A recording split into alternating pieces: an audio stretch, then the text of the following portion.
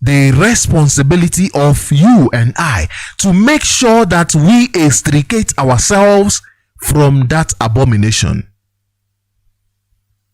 It is your responsibility. It is my responsibility.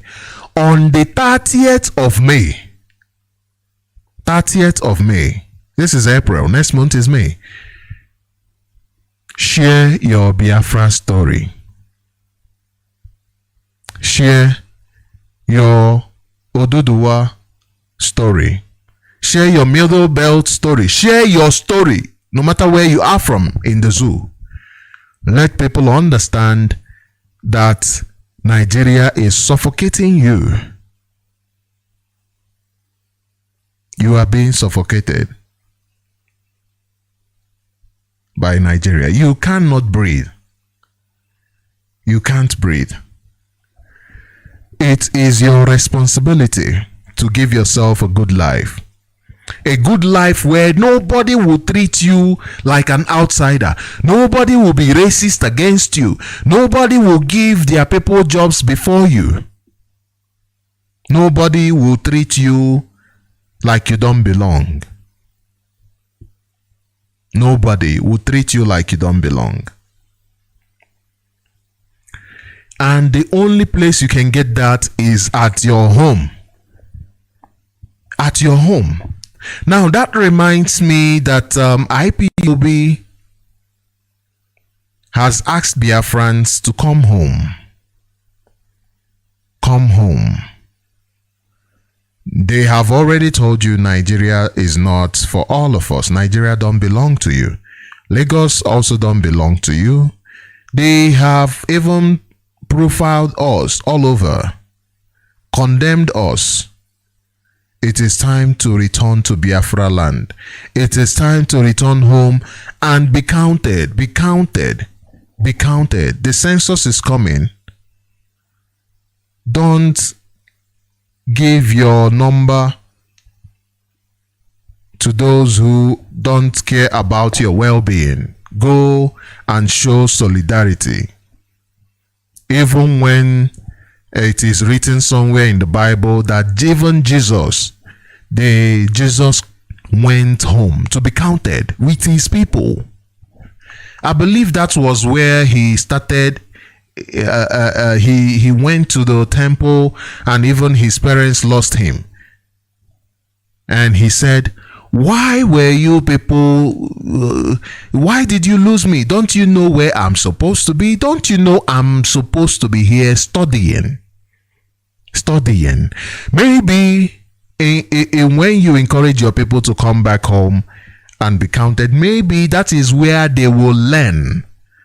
They will learn something that will even bring an end to this abomination. That may be where they will learn something that will contribute to your own development, to their own development. Perhaps that is where they will learn. So encourage your people. Encourage your people. Encourage Biafrans. Biafrans are encouraged to come back. You must understand that your own is your own. Biafra is your own. I thank you all very much for staying tuned into Radio Biafra. My name is Mazi Sochima Mbanali. I will be handing over the microphone to Mazi Jonathan Chinedu. He will be up next. Thank you, and have a wonderful, wonderful evening. Happy Easter. Ndewo.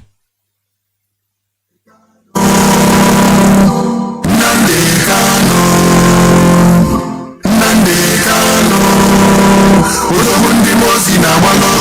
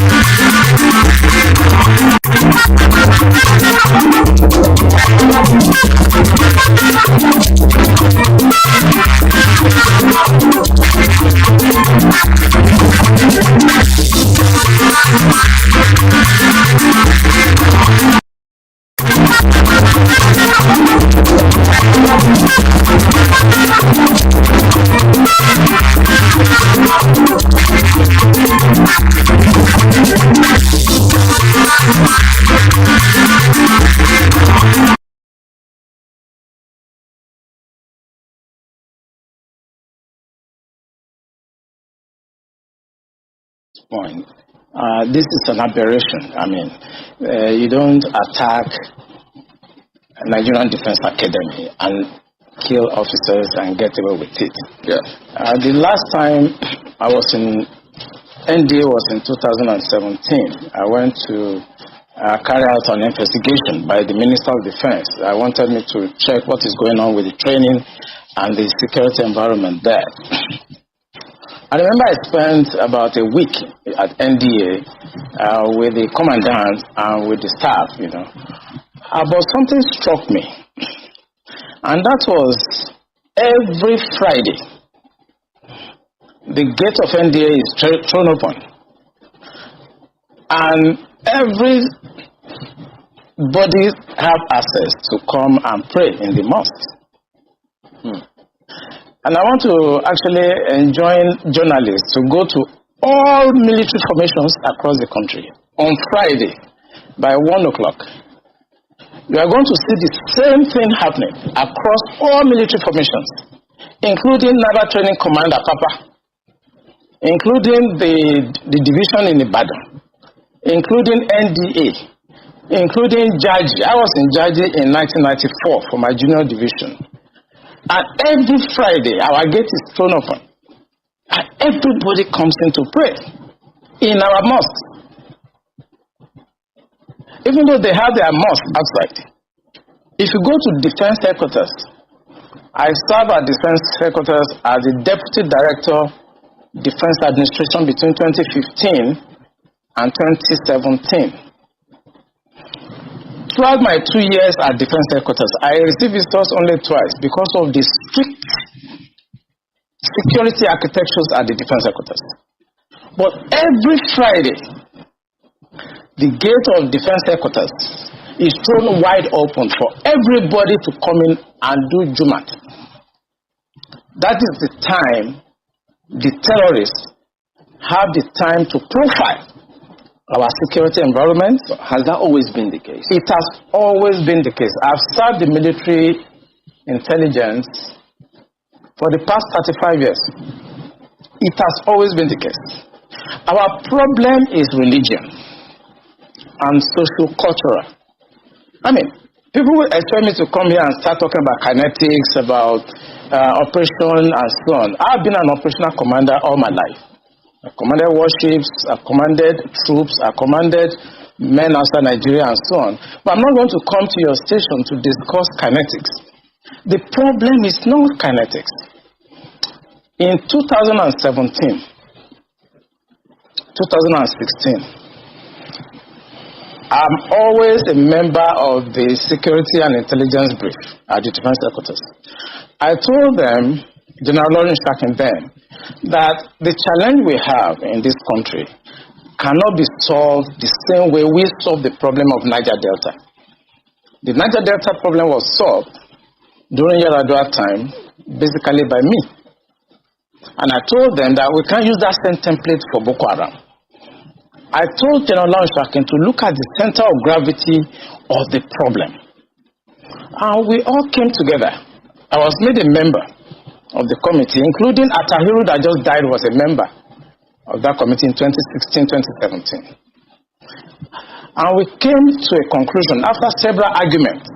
The arguments were three. To identify the center of gravity of the problem, one group said it is the fighters, the Boko Haram fighters are the center of gravity, so we should go after them.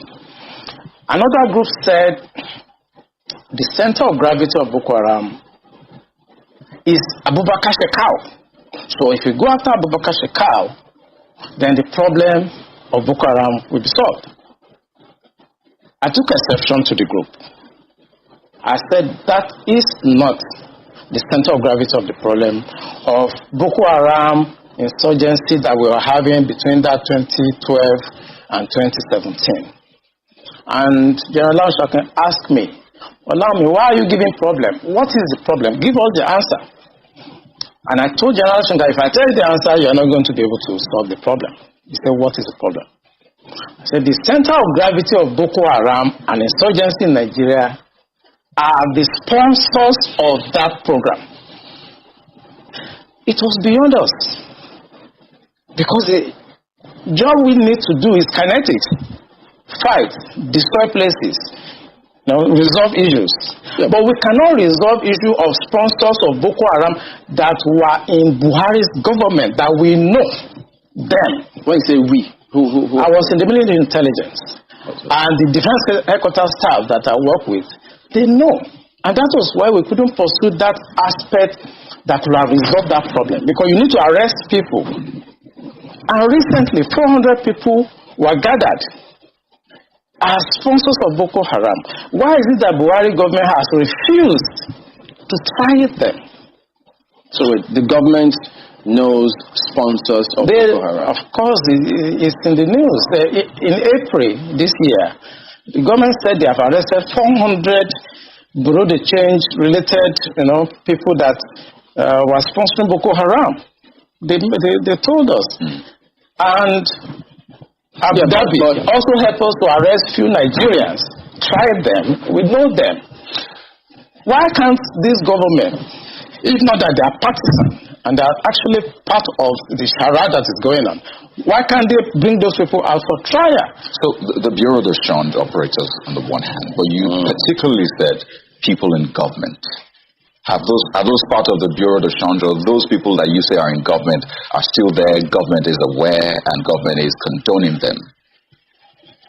The people I mentioned that are in government are not these ones they just arrested. You remember this Boko Haram issue started since 2012. Yeah. And I was in the military intelligence that time. We arrested those people. It is my organization that actually conducts interrogation and interview. Not these ones they just arrested. You remember this Boko Haram issue started since 2012. Yeah. And I was in the military intelligence that time. We arrested those people. It is my organization that actually conducts interrogation and interview. Yeah. And I was in the military intelligence that time. We arrested those people. It is my organization that actually conducts interrogation and interview.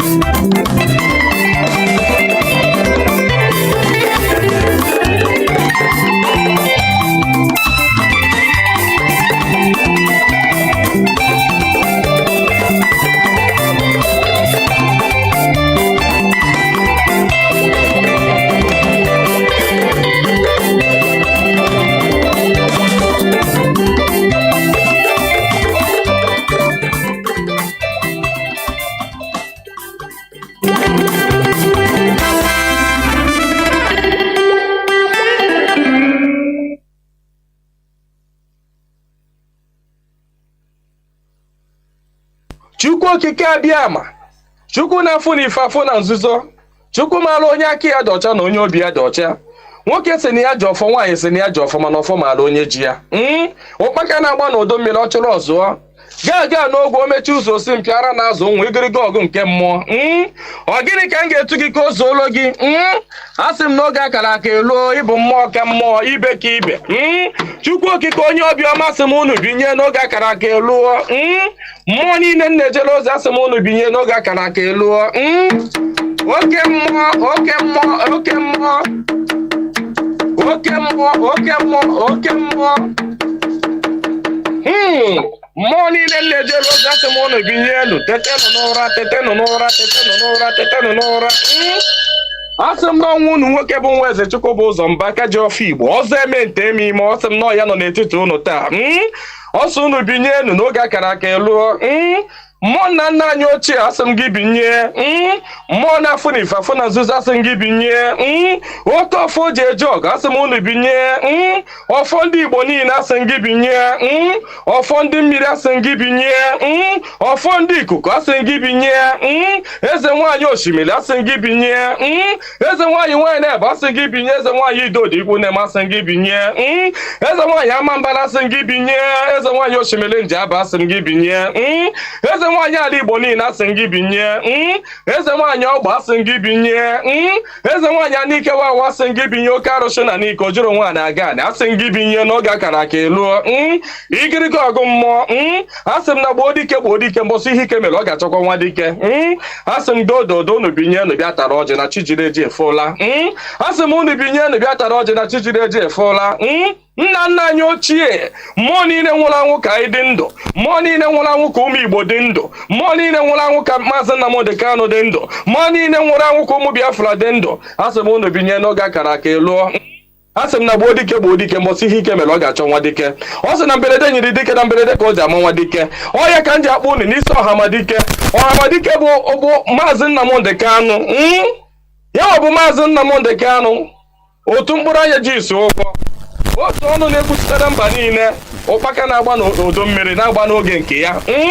Asị m unu binye n'isi ya, nye ogologo ndụ na-arụ isi ike, napụta ya na eke, napụta ya na orie, napụta ya na afọ, napụta ya na nkwọ. Asị m na ahịa akara aka anaghị eri nwa ngwụrọ, na ahịa akara aka agaghị eri Maazị Nnamdi Kanu. Asị m unu ga-anapụta Nnamdi Kanu na eke, napụta ya na orie, napụta ya na afọ, napụta ya na nkwọ.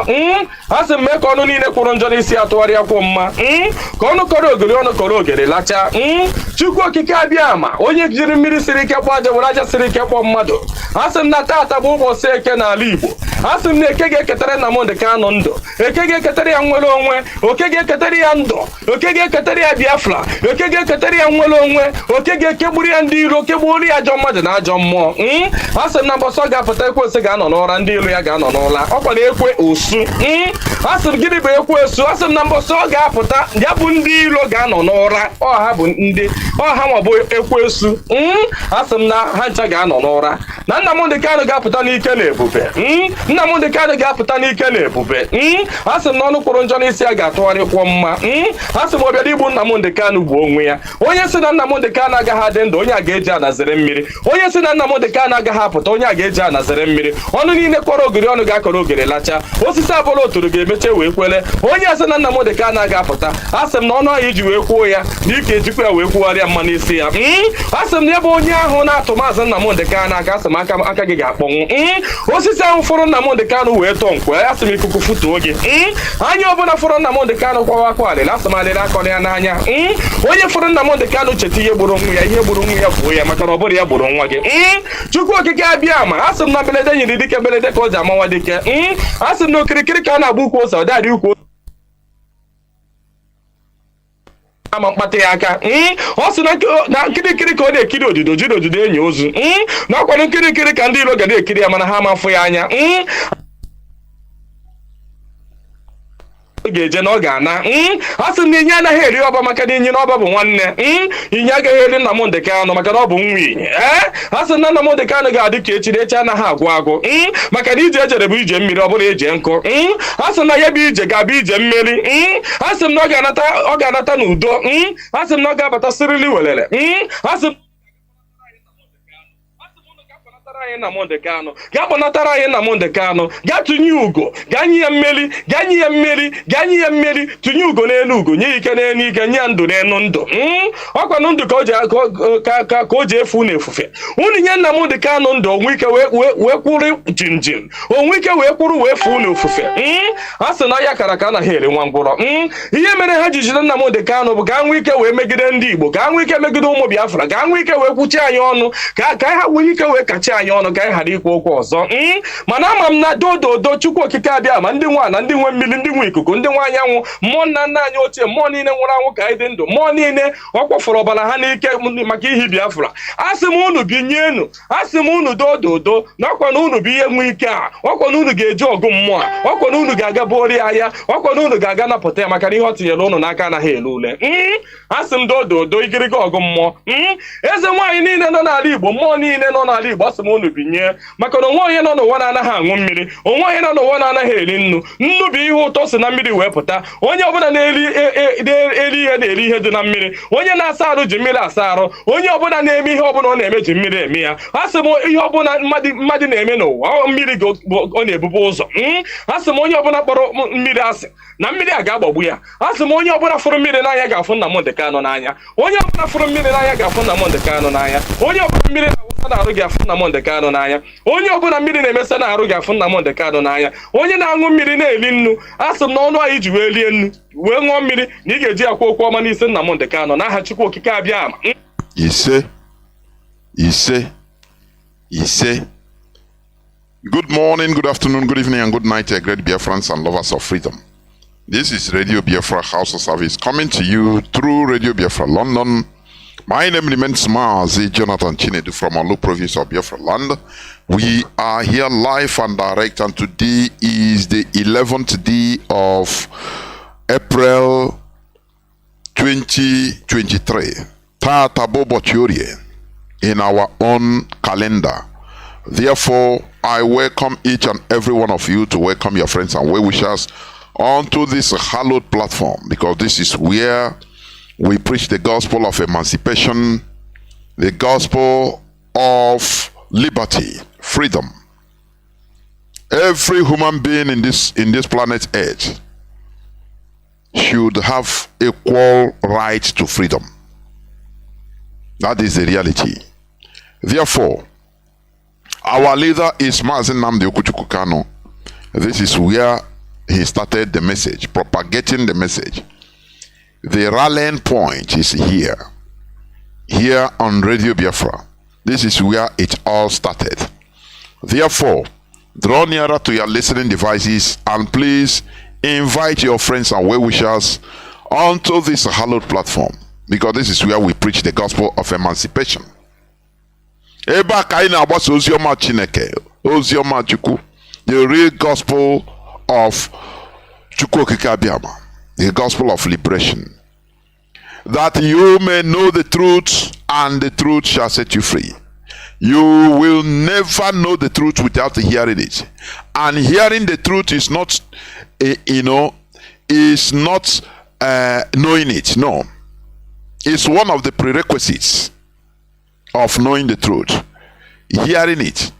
Once you hear the truth and now you make researches about it, you ask questions, making the researches and asking questions, you will start getting answers, you will start getting replies, and you think deep. That time you will start knowing the truth, and that time the truth shall start setting you free, because you've known it.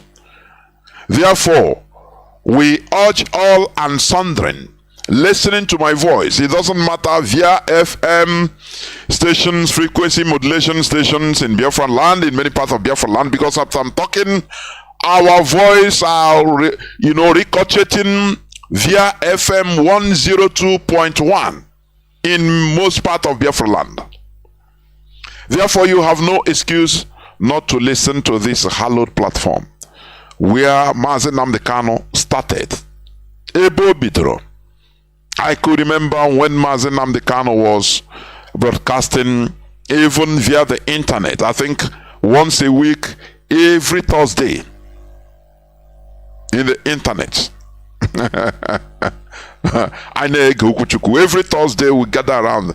It's gather saying, nah, this man on a cook. And it doesn't matter what our leader, the way he is sending the message.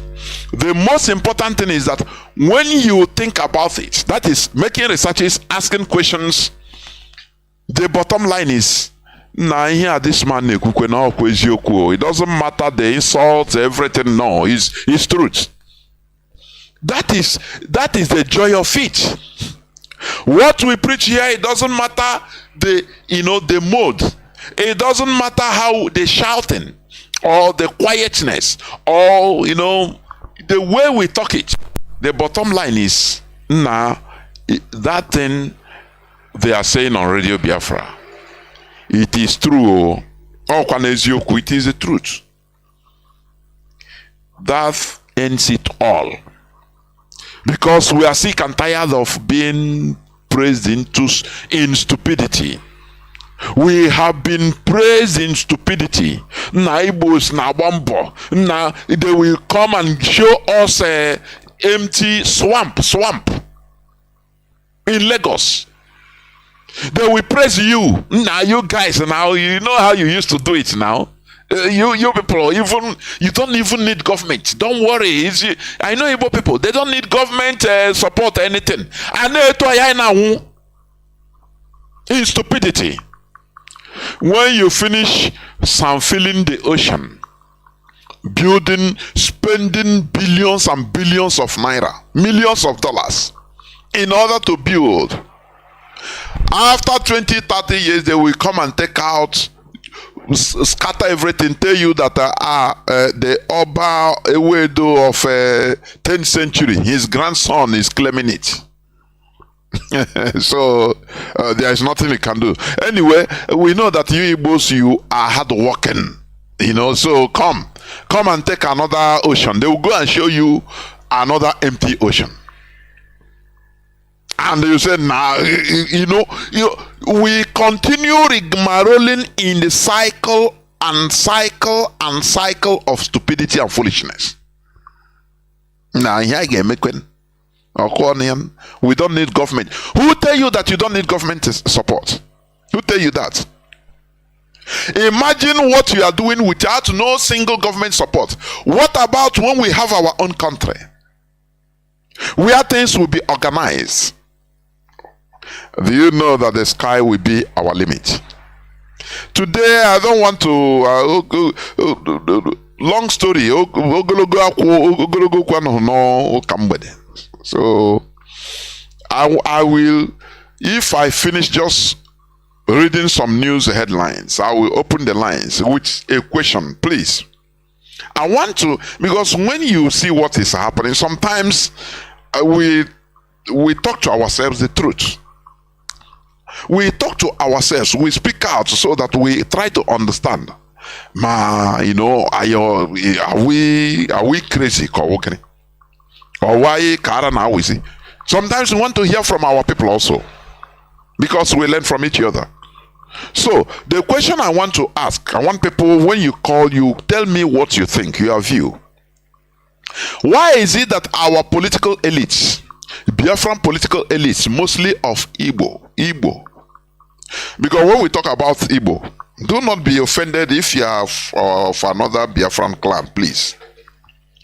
Know that everybody is referred to as Igbo. Do you understand? Even Yoruba, this quit notice from Yoruba land, from Lagos, which they say they don't want a Igbo man. Igbo people, go your place. Whether you are Ishekirio, you are Mong. Whether you are Ibibio, of course they call you Igbo, they call you Igbo man. Ijo, you are an Igbo man. To them, you are an Igbo man. So we are all, that is the name. You understand? So I want to ask this question so that people will put mouth. These are our political elites.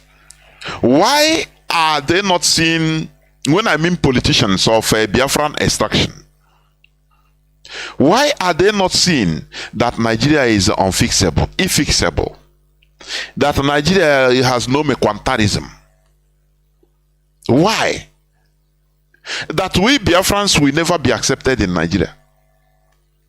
Our late general has, General Ojukwu, he has said it. We have tried all we could in order to live as Nigerians, but no way. We cannot. Why are our politicians not seeing this?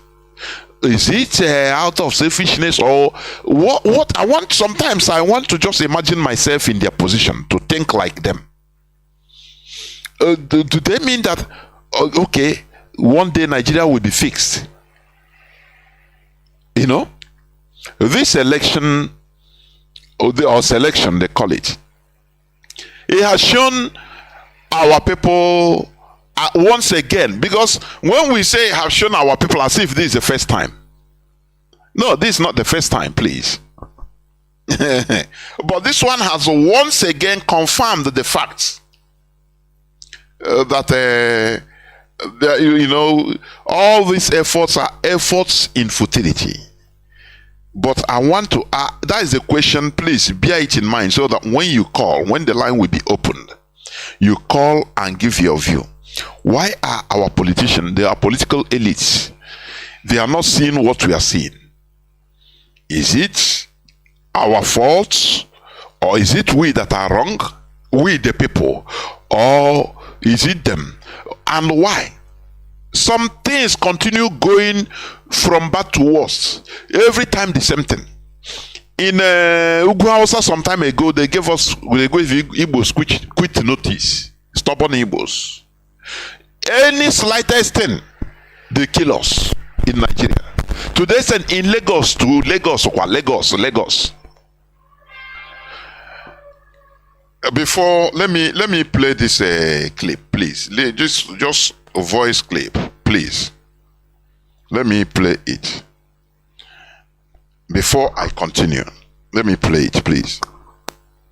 Peter Omonwa, April 4th, 2023. Someone forwarded an audio recording to me a few days ago, which must have been preserved for more than 57 years. It was the voice of Chief Samuel Ladoke Akintola, SLA, the last premier of the Western region and the 13th Ààrẹ Ọ̀nà Kakanfò of Yoruba land. The voice was unmistakable in his Ogbomoso accent.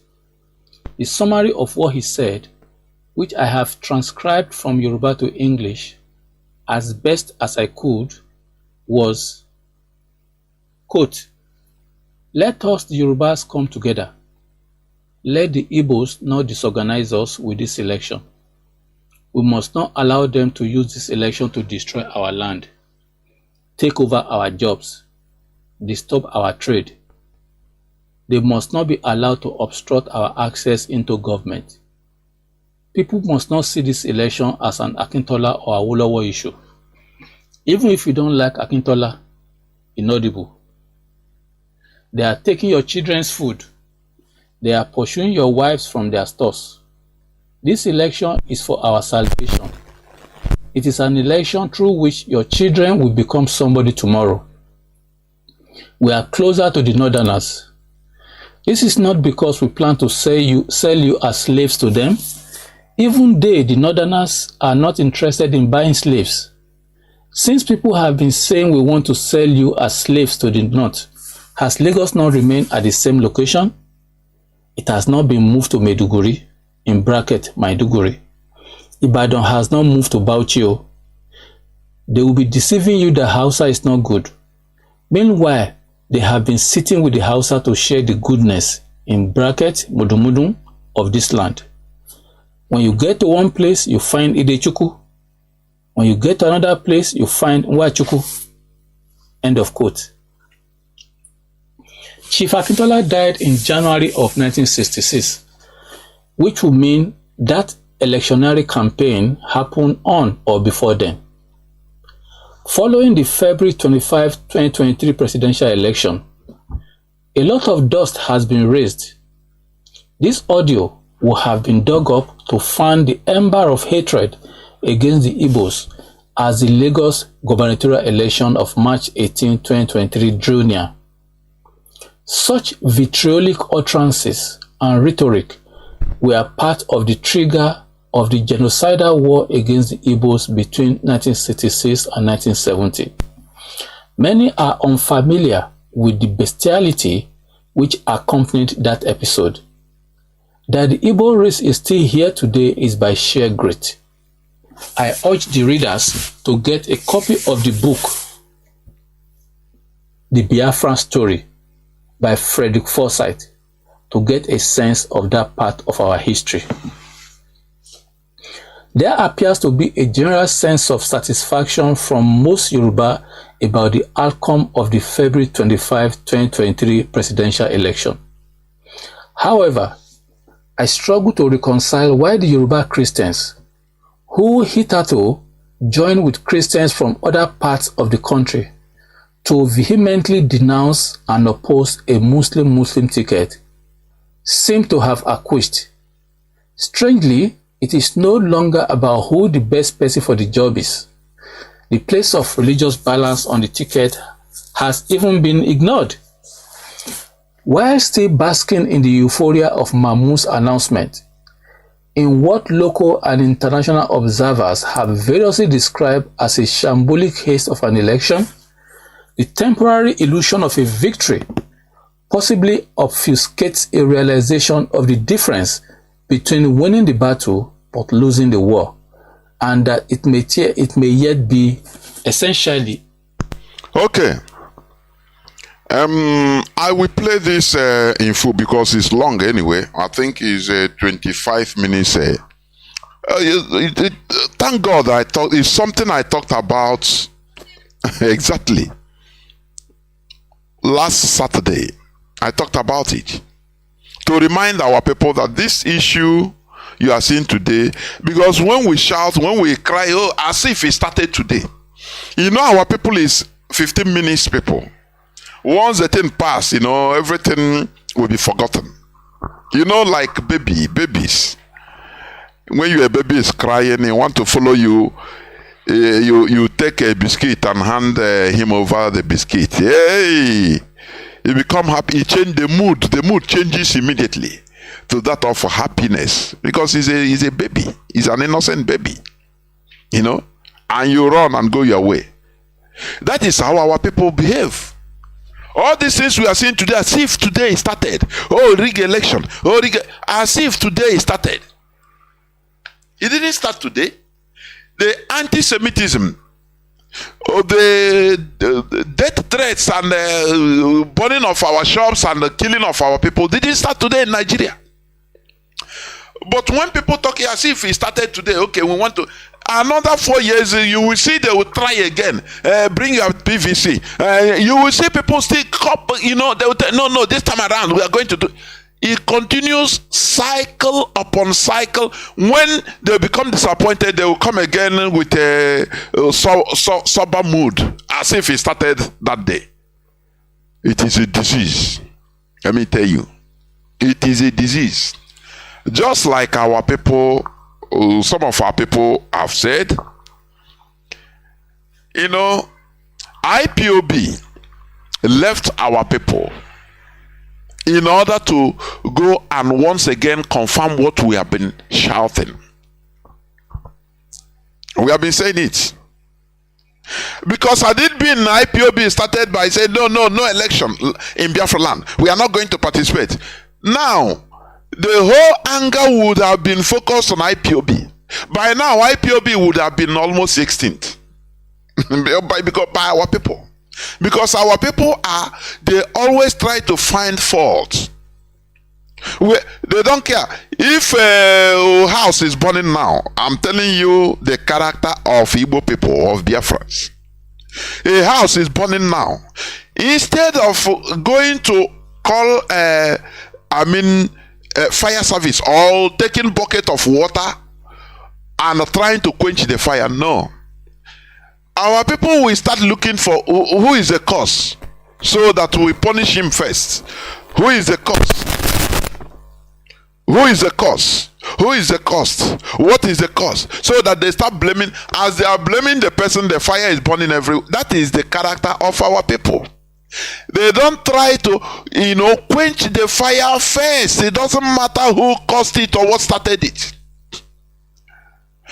Had it been IPOB Meburukim, just like what our enemy, the politicians, tried to do using their agents. No election in Biafra land. No election in Biafra land. They set up election in Biafra land. And IPOB will watch them and laugh, say, you people are genius, junior. They pay them to do that. So that after, do you know that had it been IPOB fell into that trap, that is very dirty, it's cheap anyway, cheap and dirty trap. I could remember when before the election, even last year, people used to call, hey, where the leadership should come and put their mouth on this election, or we don't want any election in Biafra land. Where?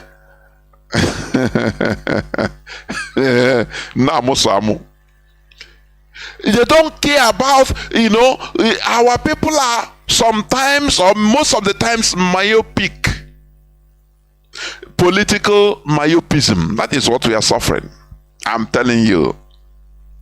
But that is why we are where we are today. If we flash back, 1966 they call Igbo coup, which is lie. The military coup to save Nigeria. The problem that started in Yoruba land.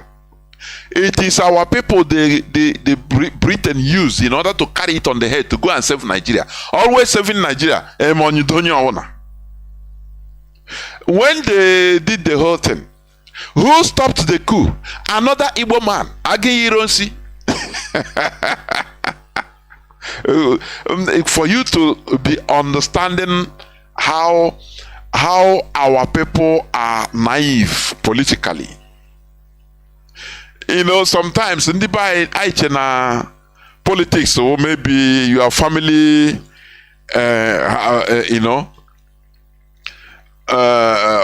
family meeting umonna, you know, we are accustomed to meeting umonna. No,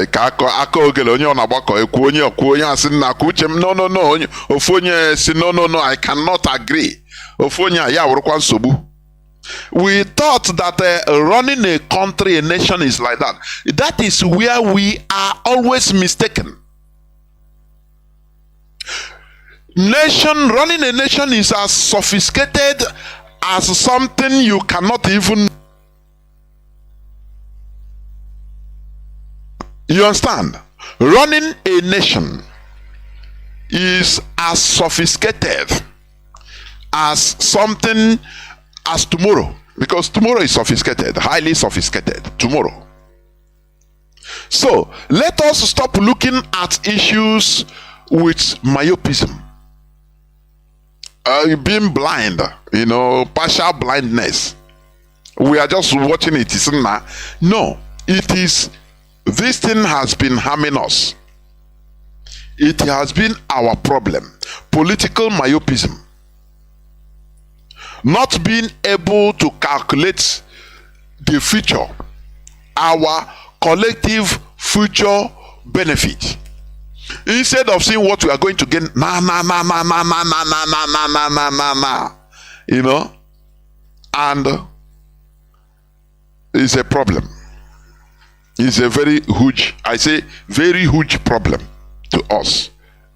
Now, IPO, you know, Mazi Nnamdi Kanu has taught us how to think in a highly sophisticated manner.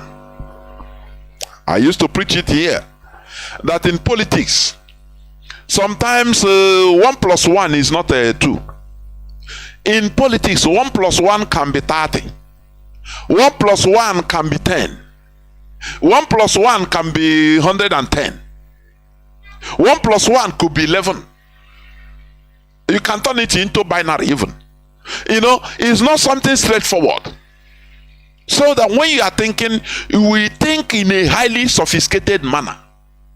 And that political sophistication is what we lack. And it is disturbing us. That is why we are in a mess we are in today. Lack of sophistication in politics or political thinking. Nnamdi Azikiwe thought that once Britain went, if Britain goes, he can manipulate everybody. Anybody no okwandugu andi anachinama. Hey, can do chap go na yaka. Kai marazio taigeche me. Everything naka, don't worry. I go that you have to be a ceremonial prayer. I'll say don't worry. More than they come out, they go first. Make I tell on us name with brain.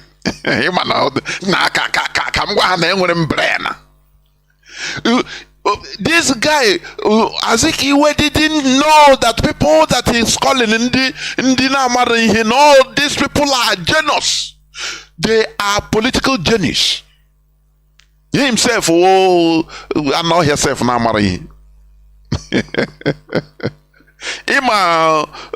his father Obedidon Azikiwe tried everything in order to help Lugard to form a country, forge a country for his son to control.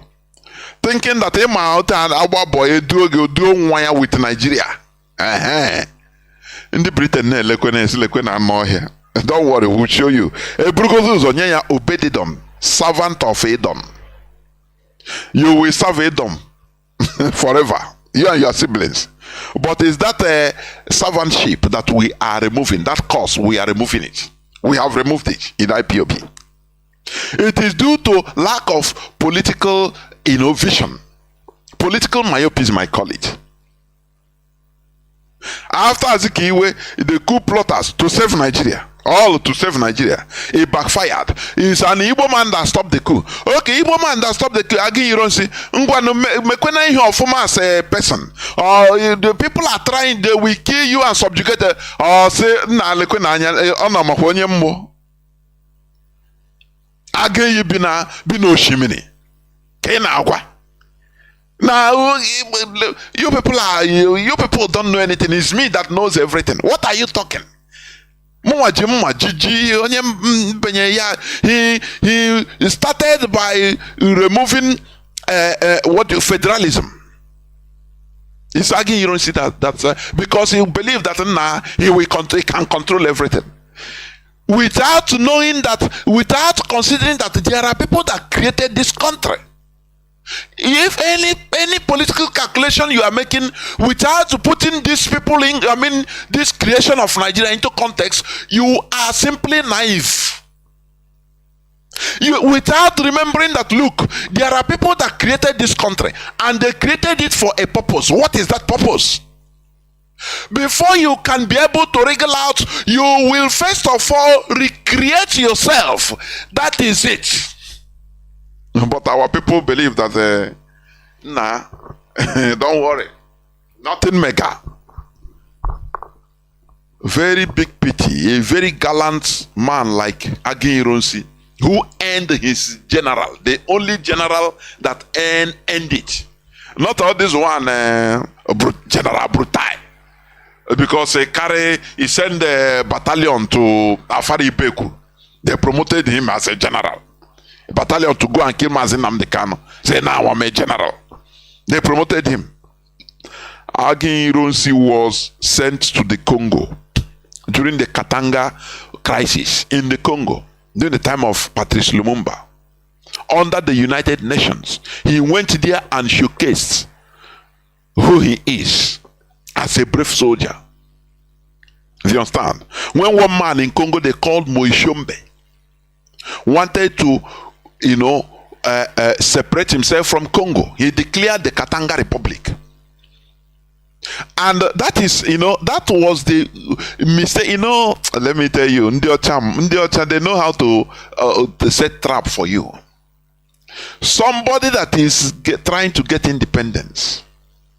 Now, other people want to say, okay, we don't want to be part of it. The Belgium Secret Service with France, with CIA, they instigated that Moishombe. I think T-S-H-O-M-B-A. Moishombe. Or B-E. That is the name of the person. He told Patrice Lumumba, say, we are not going to be part of Congo. He declared the Katanga Republic. You understand? And he loved it because he's serving the purpose. That is how complex, how difficult nation running is. It is not one-sided, some straightforward. That is what we should be talking. That is the way we should be reasoning in a highly complex manner. If Patrice Lumumba was politically complex, he would have understood what the Europeans wanted to do. He would tell the guy, say, we are all brothers, don't worry, let us organize a referendum so that if the people say they want to go, no problem. Our leader said this: Biafra nation will be a nation's state. Many people don't understand what it means. It will be very loose in the center. There you will have Igbo nation, you will have Ijo nation under Biafra, you will have Ishekiri nation, Iwanke nation, you will have Ibibio nation. All will be ruled, will be headed by their people. They will have their own parliaments. We will have a government that is not seen anywhere. Our unique, so that white man will not even know how we run ourselves. So that any nation, if tomorrow Ibibio nation say no, we don't want to be part of this union again, Mazi Nnamdi Kanu said something. He said we will, as long as it's not one person rising up say no, we no green. No, we organize referendum. They will organize transparent referendum, so that the people, once the people say, majority say yes, we want to go, we don't want to be part of this union, oh, we will organize party for them, send off party with joy. Say bye bye. We are all brothers. Onaga, no person will be problem to each other. Being another nation, it doesn't matter. We are still brothers. Do you see it? That is what Patrice Lumumba should have organized, but he fell into the trap of the West. And it became a problem. That is where Agin Ironsi was sent with others from other parts of the world as under United Nations. And from there, one problem leads to another one, until this guy Patrice Lumumba was being killed, ousted by Mobutu Sese Seko. That time a very junior young officer, military officer, sponsored by the CIA, by Belgium Secret Service, French Secret Service, all of them. They killed Patrice Lumumba. Not only killing him, they dissolved his dead body in acid. You know, when you put dead body in a body in acid, it dissolves. You know, when something dissolves, it dissolves. Concentrated acid. It dissolved. Only only one tooth is what remained. And I think last time they returned it to Congo. They used it for DNA in order to recognize that yes, they did this. These are the evils they committed, these Europeans. So, what am I trying to say? Going back to what I was trying to say, our people, political elites, lack political sophistication, starting right from the beginning. After Gironsi, what happened? He was killed like in the most horrendous way after being warned. Because our people, they don't care, they don't listen to warning, they don't read meaning on everything, they trust everything. You see, I would like us to be having this IPOB. That is what is teaching us, being sophisticated politically, political sophistication. So what is going on today, it started right from time. You heard what Akintola said. Did it start today? That was 1962-63, before 1965 election. This man made this statement: Igbos are the problem. Igbos. They will take over your land. Let us deal with them. So what we are seeing today, it didn't start today. But the only problem is that many of our people didn't know. So that when you are seeing it as if it started today, no, it didn't start today. This anti-Semitism, I call it. Let us be using the word or the mantra or the phrase of the West so that they can understand it as they are hearing our anti-Semitism against the Igbos going on in Lagos. The Fulani,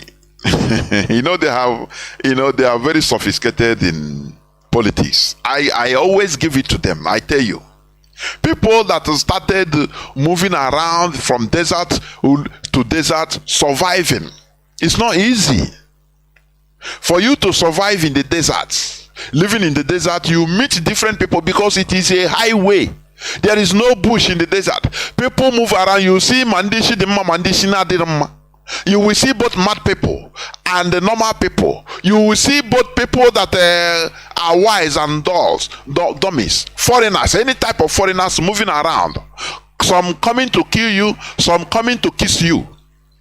So the Fulani, they have seen different for ages. They have seen. That is why they are politically savvy. You know what they did now in this election? They carry ball passed to Tinubu in order to push Igbos and Yorubas heads together. They are the background manipulating. The way you play a video game. I could remember when we were playing even Nintendo 64, from Nintendo to PlayStation 3, 4, 5 now. So different other distance, you know. So you'll be having your cursor manipulating, and the thing is playing. That is what the Fulanis are doing. At the background, they are manipulating. Oh yeah. Remember the leaked conversation between Kule and Alhaji. Alhaji, who is a Shetima, who is now the vice president. That thing he said that time, he is now doing it. He said we are going to instigate to tell our Yoruba people. You see that conversation. Alhaji never wanted Kule to make any point. Every of their difference, they regulated. He tried to steer it for them to settle on the Igbos. If Kule want to object to anything, to cause quarrel, no, he will now direct. They will settle using Igbos. Say no, Igbos are the cause. Don't you see it? They wanted to remove you from even be dominating you in your land, but it wasn't what Kule was saying. He was trying to object him in some points, but they will push him. If they want to quarrel now, they will settle on Igbo people's body. Is the Igbos. Once he enters the Igbos, all of them will agree. Yes. Say he will make Igbos, they will make Igbos not non-relevant, and they will give Lagos special status. You see it. Our people, we should rise up to the situation. Many of our people, we are acting blindly, ignorantly. Now they are seeing it. That is why I agree with our brothers that are saying yes, we don't need to castigate them. Once again, it has been confirmed what we are saying. Had it been the plan of the caliphate through their agent provocateurs in our midst, calling themselves IPOB autopilot, had it been we danced to their tune, the leadership didn't come out to continue crying and shouting and stopping all this nonsense. Today, Peter Obi couldn't even go to court. They will, Chinese television, the whole media, they will be laughing at him. Say, go meet your IPOB. It's IPOB that make you fall. Please, don't disturb us. And by now, I gonna wish you why by now. For you to understand what is political calculation, you have to be sophisticated. Not anything they say, you do. Anything they say, yeah. No. You have to see far. Do you understand me? So, today we are watching them. Let them continue. Those that think that Nigeria could be fixed, that once they enter there, it is the same thing the coup plotters, Ifajina, Nzogo, and all of them. It is the same thing that they thought in their mind. When you think something, nobody knows what you are thinking unless you carry it out. The plan, according to what they say, their plan was to take over the mantra of leadership from Ahmad Bello, from Tafawa Balewa. That was the reason why they killed him. And now take over. That is the report. I mean, their agreement with what Britain deceived them. Now, don't worry, we support you. You people are nationalists, Nigerians, real Nigerians we train in Sandhurst. Don't worry, do it. They don't know that they are dealing with a AK butter. You know AK butter? That you see it as harmless. He will stay in a place on a stone with the same color with the stone. You will be pitying the snake, but when he hit you, pam, the grab. You will say, so this python has this type of power, have force in him. But when you see him sitting down or sitting one place on top of a stone innocently, you will not understand. But let it coil on you. There, he will squeeze life out of you. That is that is what Britain is. They planned the coup with those young boys, very innocent, naive, With a new country, they are highly, enthusiastic in making sure that they build a country. Britain deceived them. They don't know that Britain won't make the old serpent. Now, after planning, they carry it out. They give them people to kill because Ahmad Bello was British number one enemy. Let me tell you. British number one enemy. The political people, they will be laughing at you. You don't know that inside them, that laughter harbor poison. That laughter harbor poison in them. You understand? Britain used these boys in order to kill those their enemies. Now, after that, because Ahmad Bello, he blackmailed Britain. He blackmailed Britain before independence. He said, if you people are not going to give us this the control of Nigeria, we will not be part of this union. Britain said, okay, we will do it. It's sophisticated, as I tell you, politics. They say, okay. They laugh. They say, okay. They gave him the mantra, yes, of leadership. They gave the hegemony, the Fulani hegemony. But they say, we will do away with this man. Don't worry. They use these people. They use one arrow and killed 3 birds at the same time. They eliminated their enemies, and at the same time they also dealt with the Igbos and got the result of the type of Nigeria they want till today. Britain rose anti-Semitism in Nigeria. The killing you are seeing in Nigeria today is Britain. Is the handwork of Britain. Do you understand me? So that is it. So they killed the Tafawa Balewa. The same Britain that planned the thing, they now say, BBC announced Igbo coup. Hey, Igbos don't, these people, hey, the Igbo coup. Before that, nobody.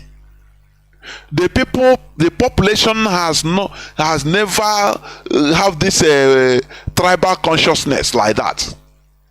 It is BBC Britain. The same Britain came out and announced it. Igbo coup. Igbos, they have struck. Hey! Now tell me, how can you understand what the people has in mind? What do they have in mind? Oh, they said they are going to take over the government and release Awolowo, who was in jail, and give it to him. That was your heart, your thinking. The people are not looking into your heart. They don't know your heart. So they can as well say a lie. All these things in a concussion, a lie. Do you see how Britain used one stone and killed three birds at a time? Do you see it? The same thing is happening today. They try to use our brother Obi in order to disrupt what we are doing. IPOB put us into rest so that after it will be finally disrupted. And at the same time, but we have to turn it to our advantage. In a chess game, that is ha tinye okwe gị draft etinyekwa okwe gị rie okwe ha tinyekwe gị rie gị tinyekwe ha rie until the victory. That is what we are playing. Britain thought that they will disrupt us, but we use it in order to open the eyes of our people to know that, look, Nigeria is not for you. Yes, you win election, but they openly rig it. And do you see anti-Igbophobia, Igbo statements that are being made all the time during and after election, before, during and after the election? Oh, Peter Obi is representing Igbo. Oh, Peter Obi was there only defending himself to prove that he himself is Nigeria. He's Nigeria enough. They say no, he's Igbo man. He's Igbo. Sometimes what is wrong with the Igbo man being in that circle? They push Peter Obi into defending himself that he is a Nigerian. He is not fighting for Igbo. But other people, they are there, they proudly, they come out, they tell you that they are Fulani. That as a Yoruba man, he have to put a Yoruba, Yoruba distance as the at first. He has to put it at first. Yoruba interest. That is their interest. At first. Fulani man will tell you the interest of the Northerners first. He's talking about the Fulani interest. But the Igbo man will use all the rest of his campaign defending that he is Nigerian enough. To the extent he cannot even wear Isiago. Because if he wear Isiago, they say, didn't I tell you? He is wearing Igbo dressing. Look at, he's an Igbo man. Igbo presidents. But the others are proudly wearing their own thing. They make statements as they want. That you see where the boxers. How box are in a very tight corner. Here knows you to defend ourselves. Every time to defend, to make sure that we cry and lament and defend to prove that we are Nigerians. Are you seeing what I'm seeing all the time? That they push us to the extent every time we are defending ourselves for talking. No, we are Nigerian enough. Our politicians, I mean. Oh no.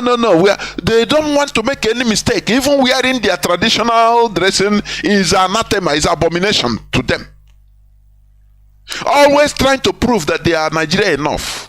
Is Nigeria. So, but others are proudly defending their own. Do you see it? The Fulani attack everywhere. I have news. I will not read them today. Maybe tomorrow. During my next broadcast.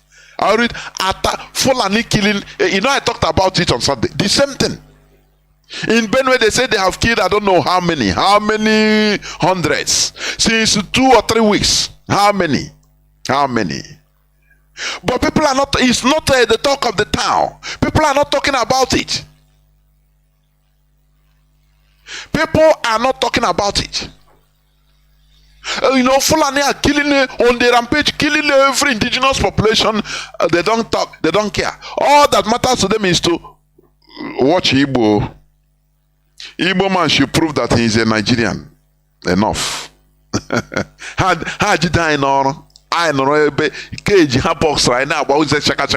What I mean is not we, is the political elites. Because IPOB, we are mentally free from all those their nonsense. Today we encourage them. Let them go and defend what they believe. That is why I'm going to ask. I will open the lines in no distant time. Why is this our political elites, politicians? Why are they not seeing that Nigeria is unfixable? They believe that once you enter, he will fix it. Is it? Are they talking through their mind, or is it out of selfishness? Why don't they want to accept that? That we Biafrans will never be accepted in Nigeria. The other day, Iwanyanwu was praising Obasanjo that killed helped in killing millions of us, of Biafrans. He's helping, praising, he gave an appointment as minister, an Igbo man or Igbo woman. So clap for him. You see that our people are very cheap, just like babies. I'm telling you. I don't know whether it is the way we are created or lack of politics. I cannot understand. Sometimes that is why I ask this question, so that people will call in and follow me, put mouth in this case. Why are our political elites? They are not seeing, they are still not seeing that Nigeria is unfixable. They believe that, okay, it is only them that can fix Nigeria. Once Peter Obi enter, he will throw a magic wand and everywhere will be fixed. That we Biafrans will never be accepted in Nigeria. It didn't start today. Before the war. So it's the same mistake of Azikiwe. Agiro see the same thing. The same mistake. Instead of to do something right, to at least start from the foundation. Your foundation, your taproot is your people. No way. They want to go and satisfy up first before coming down. Is it not what good Lord Jonathan did? What did he do in Otoke? He started by, he used his first term trying to satisfy the Fulani, the unsatisfiable, insatisfiable Fulani. Building Almajiri schools, building infrastructures there, everything. Neglecting, he didn't do anything for even the East. When I mean East, Biafra land, he didn't do anything. Maybe he thought during the second time now he would try to check what he can do. You know, it's horrible. It's horrible. Whereas these people, they are bold enough. If they enter there, look at, if somebody say if you go to Daura, you see federal infrastructures there. Chineke. How things, one guy say he did the youth service there. He say if you go there, people will confirm it. If you go to Daura in Led Buhari's place, in Castina, that everything he built there like anything, but still his people want more because they want him every time he'll be sharing the money. After all, they are sharing them. But in our own, they don't care. No person goes there to. But in our own, our politicians always try to satisfy them first. Number one, relegating us to zero. That we don't have feelings, after all they are. So what, sometimes I say, what are they trying to prove? Are they not seeing it that we the people, we Biafrans, ordinary people, the Biafrans, we are human beings too, that we have feelings too? Abaribe granted an interview to Rudolph Okonkwo some time ago. He said many things. He said, many of these Northerners, they never believed that for us the war has ended, but for them the war continued. That anything they are doing for us is just like jara.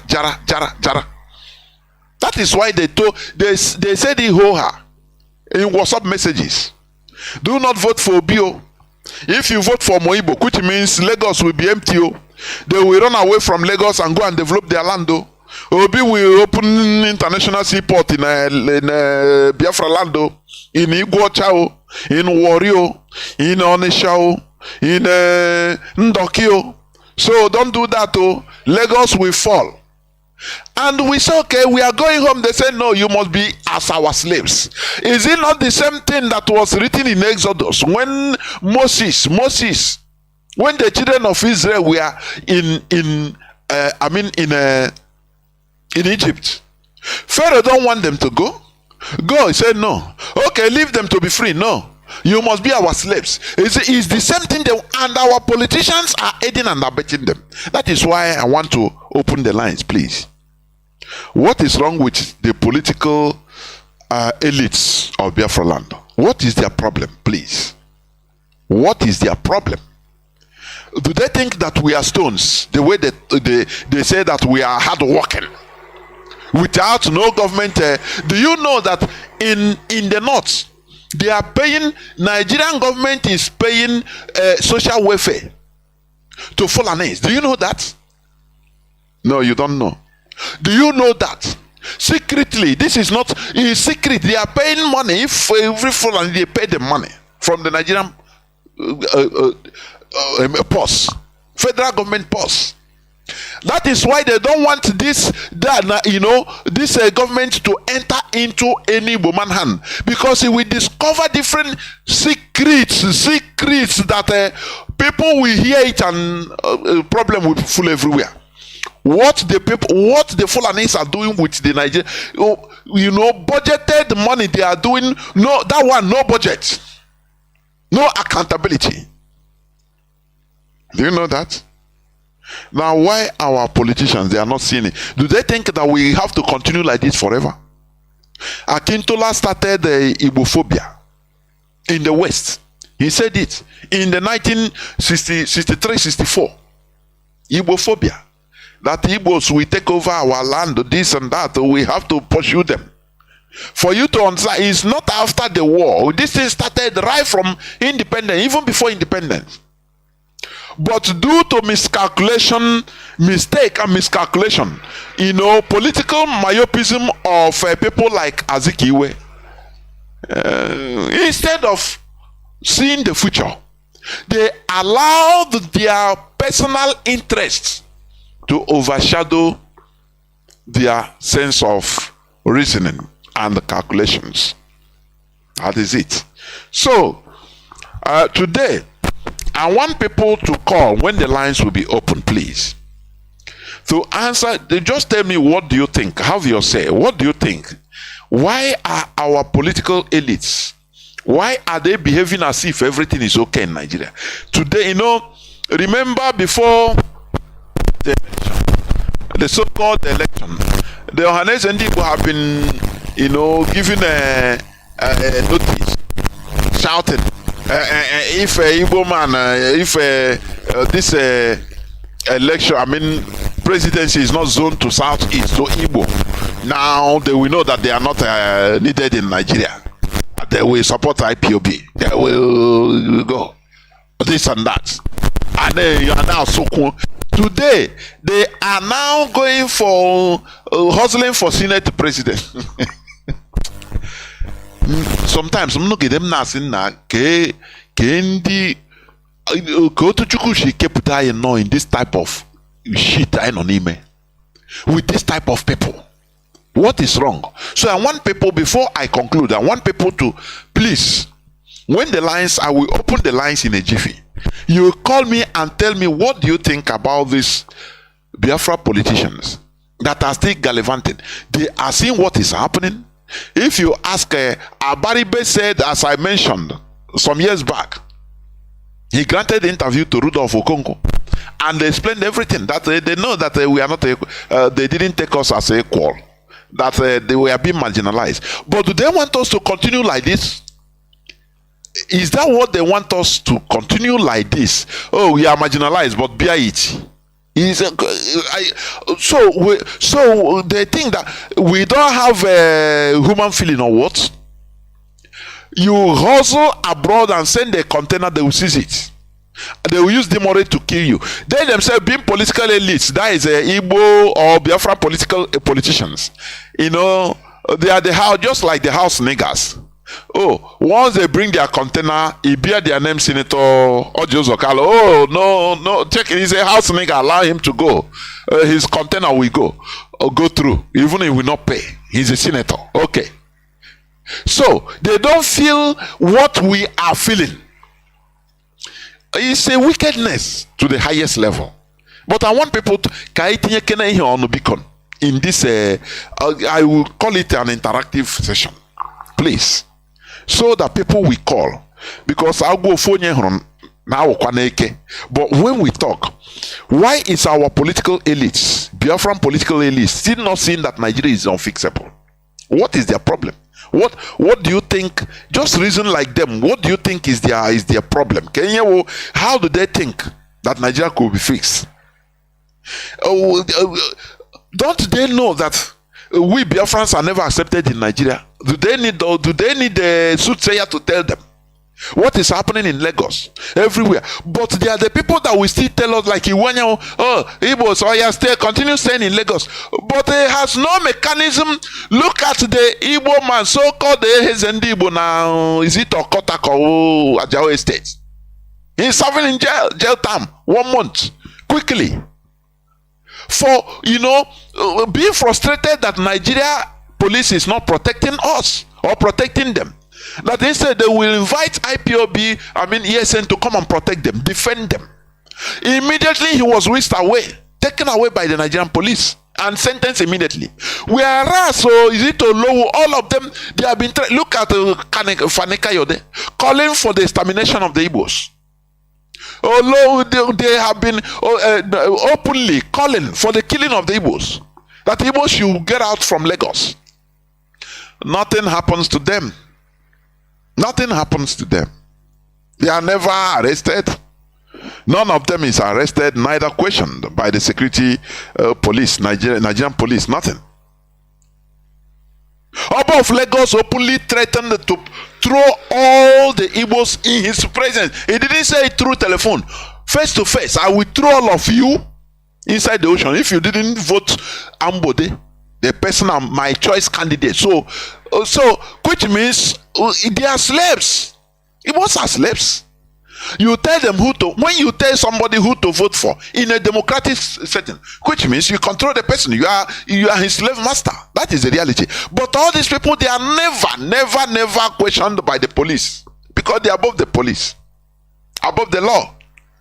But one Igbo man thinking that he's a butterfly that wants to call himself a bird is an Igbo. Look at how to tell him that, look, you are nothing. And the Igbo political elites, they are not doing anything. They are not marching. They are not expressing anything. What is wrong with our people, the politicians?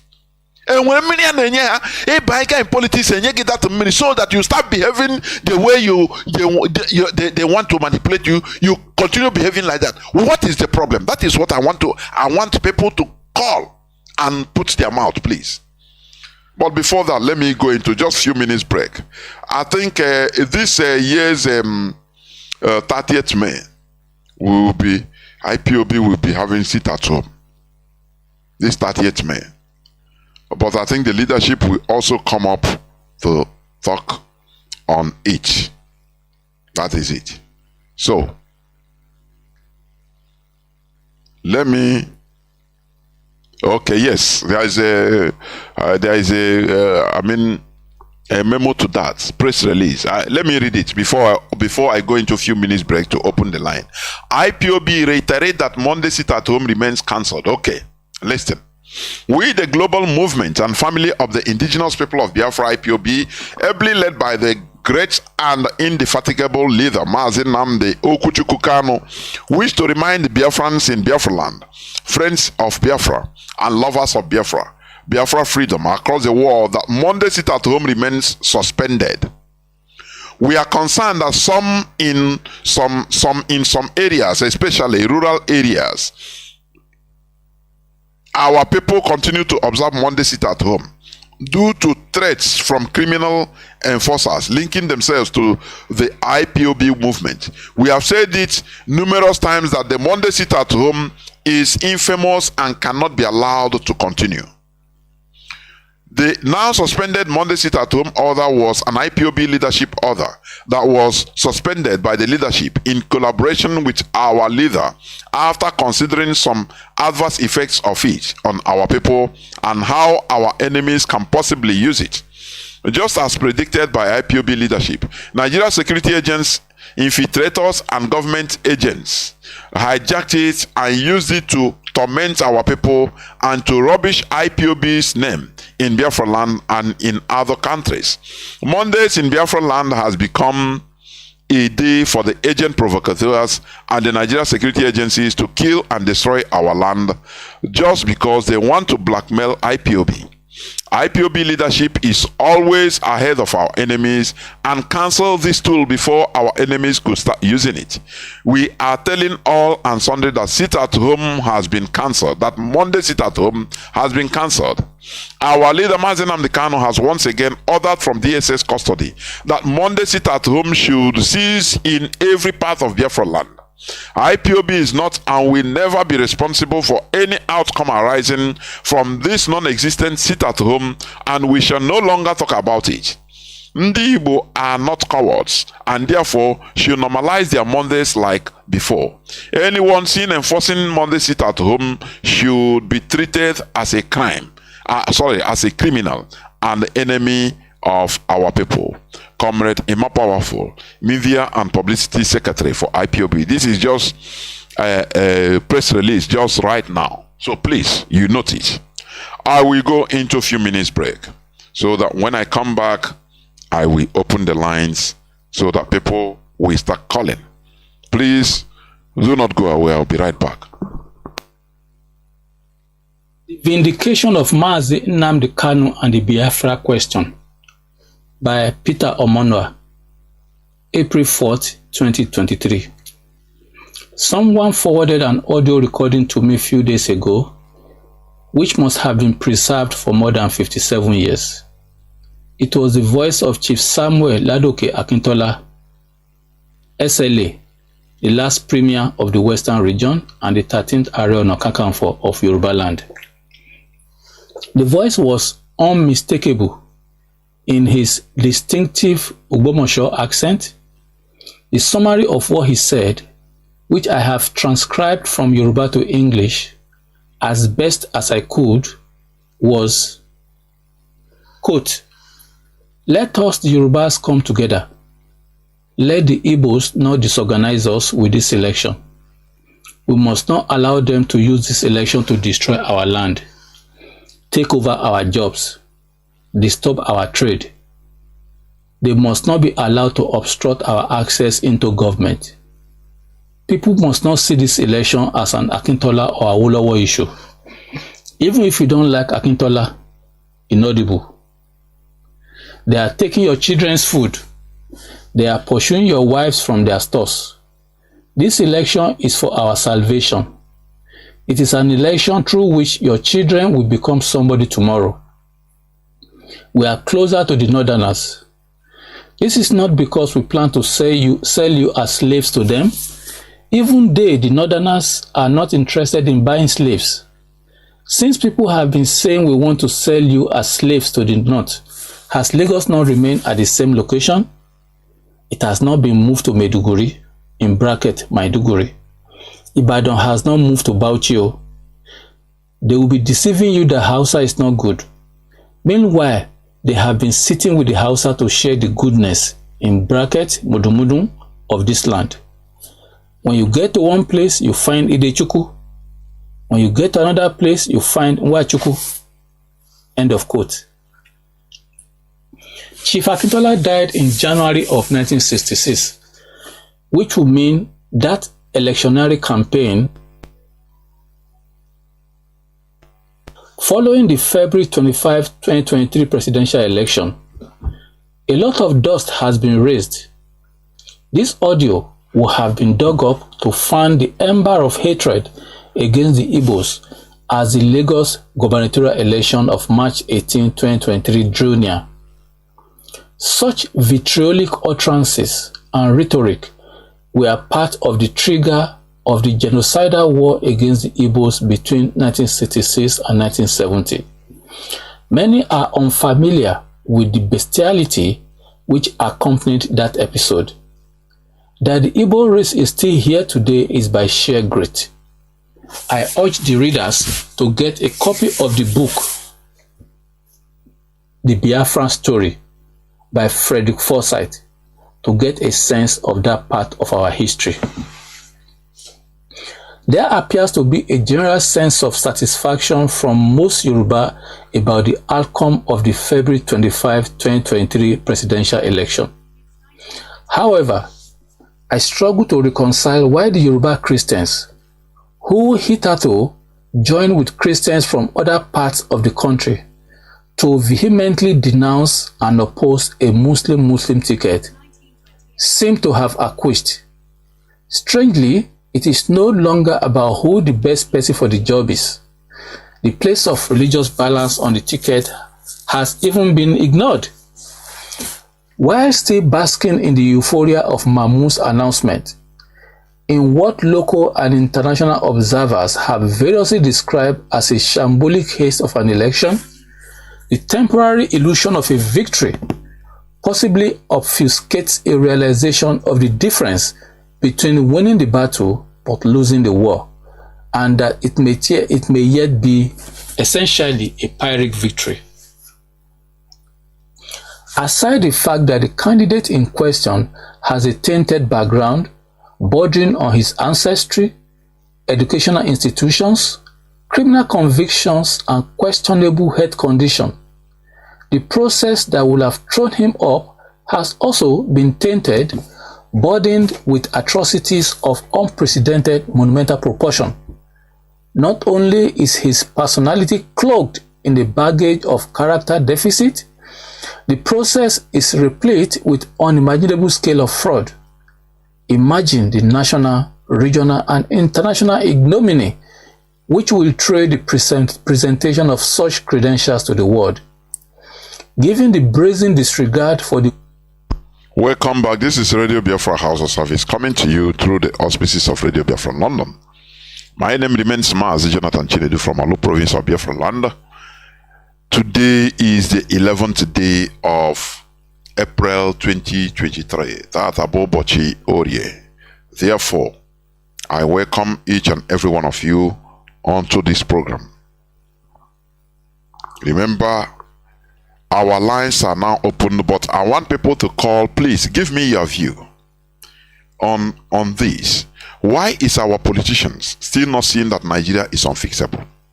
What is it that is motivating them? Why is it that despite like what you had Akintola's statements, that was in Lagos. Akintola had problem with Awolowo, but they settled it on Igbos. Any person, any people that has problems in Nigeria, they will say Igbos will be what they will use to settle. Once they mention Igbos, oh, Biafrans, Igbos, the hatred is the same, equal. So they say, okay, don't worry, we have common characteristics. Igbos should be killed, eliminated, okay? And they will settle their case on us. Is that normal? Until when are we going to continue like this? How does these politicians reason? What is their motivating factor? Is it to be sacrificing us, the people, all the time? You know that we don't have feelings. They burn our markets. It didn't concern them, all these Igbo politicians, because they loot money. They are house niggers. So it doesn't concern them. They don't feel our pain.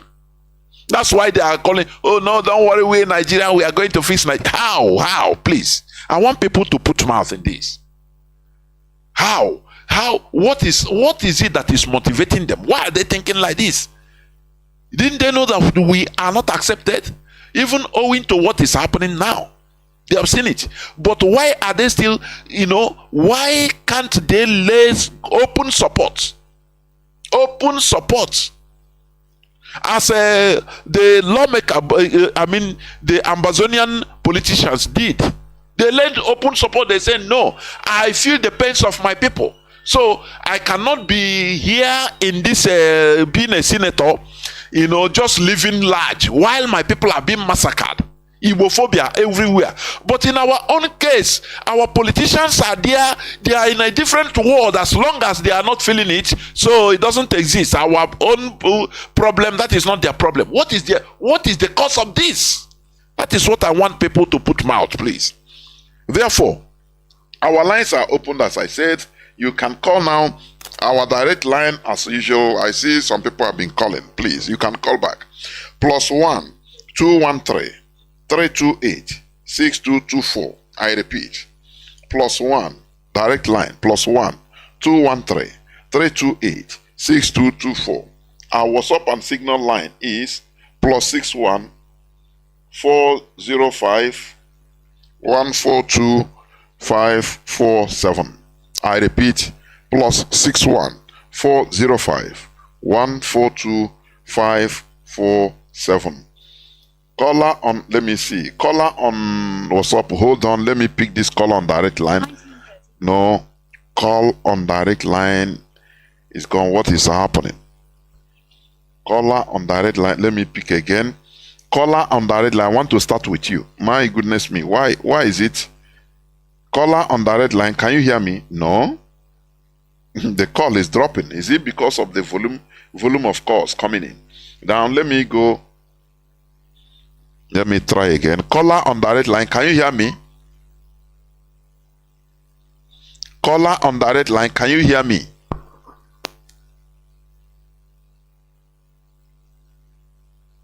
Go on, please. Go on, please. What do you think? Why is our politicians not seeing that Nigeria is unfixable? How do you think? What do you think? Despite what is happening, is not only today, right from independence to today, that we shall never be accepted as Nigerians. Why is what is your view? What is your take, please? Please go on.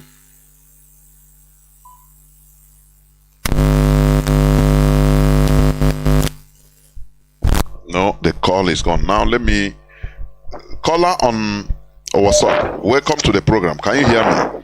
I know that many of our people are watching the Champions League. I know that. But in notwithstanding, caller on WhatsApp, please go on. Can you hear me? Caller on WhatsApp, I have picked your call. Please go on. Can you hear me? Chineke kwena ihe ọjọọ. Caller on WhatsApp, can you hear me? Wada, please, if you are calling, concentrate on the phone, please. I've been shouting. Go on, please. Sorry. Biafrans, I greet you on day one. Yes, Mazi, based on what you have just said, why our politicians so selfish that they don't see what we are seeing? For me, Wada, na him neku now. For me, Wada. What I have to say on this issue is that Wada, na him neku. Wada, can you hear me? Can you hear me? Wada, can you hear me? Hello, Wada, can you hear me? they might be irrelevant. All their looters. Hello? Yes, I can hear you. Okay, which means yes, I can hear you now. Okay, go on then. Just remove your mouth, shift your mouth a bit from. Oh, the line went off. There is a delay. Caller on WhatsApp, Mazi Ezekulie, please, our veteran. Welcome to the program, please. I think because Ganiru, do justice to it. Mazi, please. Go on. Caller on WhatsApp. Mazi Ezekulie. Neku. Yes, I'm listening. Go on, please. No question. What is the problem with our politics? Yeah, go on, please. Go on. Yes. Yes. Thank you very much, Mazi Jonathan. There we go on. It seems I have to reboot. After you, I have to reboot this, restart this phone. There is delay. Go on, Ganiru, Mazi Ganiru. Okay. Mazi, good evening. Mazi, I'm hearing you. Yes, I'm hearing you. Go on, Ganiru. What is happening? Go on.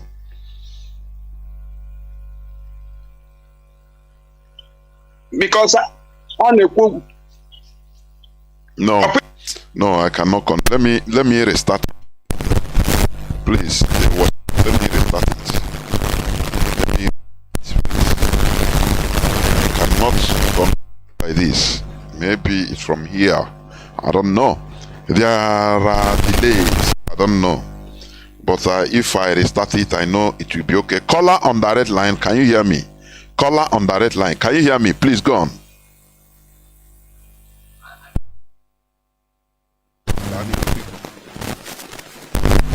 Also tell them the Joan number get it this night. Oh, I can't ban it. So I'll come back. Oh, I can't ban. There we go. I cannot register this. +61.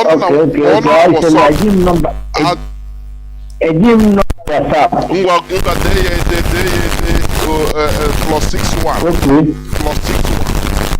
+61. 405. Okay. 142. Okay. 547. +61 405 142 547. Tiye na woso ime dere mi hesi na aki ababiko. Even o tekwele m cho ya no. There wo. Yes, sir. There wo. I understand. Onye wotara na ga wota. So now, yes, I have rebooted my restarted my WhatsApp number or WhatsApp line. So you can call. Caller on direct line. No. What is happening? Many calls are coming, flowing through the direct line. But if I pick, it will. Let me see what I can do. Let me see. Let me see what on this direct line, please. Let me see. So, as I was saying, we need to answer these questions, please. Okay. Caller on signal, please hold on. Caller on WhatsApp, direct line. Can you hear me? Caller, hello? Yes, caller on direct line. Can you hear me? Please go on. Yes, I can hear you, Mazi Jonathan. Good afternoon, sir. Go on, Mazi. Yes, I'm calling from Atlanta, sir. Yes, Mazi Jonathan. The issue with us now, okay, this is repeating. I don't know. You mean it? You are hearing it, but your voice is coming out here. What is happening there? Continue. If you can. I know with some text much happening. Anyway, I don't want to talk to you. No. Continue. Yes. So the issue that our politicians, okay now. Are you still hearing the sound? The truth of the matter is Dito, honey from A to Z are all corrupt. Corrupt and compromised. So because of that, how are they what else to do? They are scared, they are weak, and they are scared to come out and speak the truth. How that Nigeria can never ever work. But they want to compromise. Only one to go back, we share their people. So they don't know which way to go. So they are like stuck in between. That is the problem. How Nigeria is not workable, and there is no amount of prayer or whoever comes in of that nation can revive the economy or can make a Nigeria work. And on top of that, they know that by the Britain, they know we are not one people. That is why it's not working. And because Mazi, can you hear me? Mazi, yes. Now, what I want to ask, okay, you have said what you think that is a problem with them. What do you think how do they get out? I mean them now, the political elites. How do you think that they can get out of that particular situation? That situation, because it's being boxed into a corner. How do you think they can? It's a very, very difficult situation for them to get out of it. All they don't have to man up. They have to man up and speak and come up and speak up the truth and they bear the consequences. I think that is the only solution right now because as it stands, one as a human being, one man not. Here may just all these Biafra focus participation, even on wine. And how about we didn't understand? I won't know you keep more remorse and so on. How about that? Yes, they make that. How do I come out and speak the thing? Just like how about now, Nnamdi Kanu, really local, but yeah, participating in election and that Nigeria is not workable. They know it's truth. But the issue for them to come out and say, you know what, we only have for so many years the truth. But how do you come out and that confess and may apologize? The first thing is to realize, when they go realize, the very important is that they realize that they confess. I'm not going to tell you if you make it simple, I do to have to go body, to speak the truth. One warrior, all that is very, very difficult because they know Nigeria is not workable at all. Thank you very much. Which means it needs boldness, it needs reduction of ego, and it needs also sacrifice. Somebody that is, that agreed to sacrifice even his life in order to do something for his people. That's what you mean, right? Exactly. That's right. Thank you very much.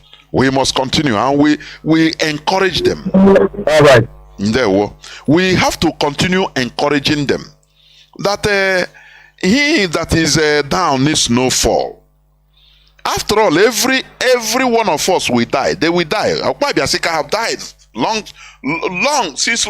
time ago. You know, nothing can save you from death. You know, I'm just coming. Nothing can save you from death. We need to continue encouraging them in order to come out, remove that their ego. Although all the time is not about trashing them, that we encourage them, because as our brother said, yes, they know that they have wronged our people. You know, when you sided a foreigner in order to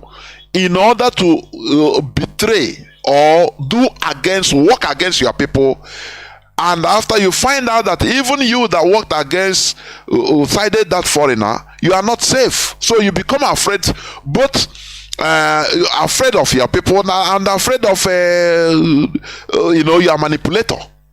That is it. But we encourage them. We should continue encouraging them. We are not going to kill them if they repent, as prodigal sons. We should continue. For me now, we should continue encouraging them to come out of that shell. That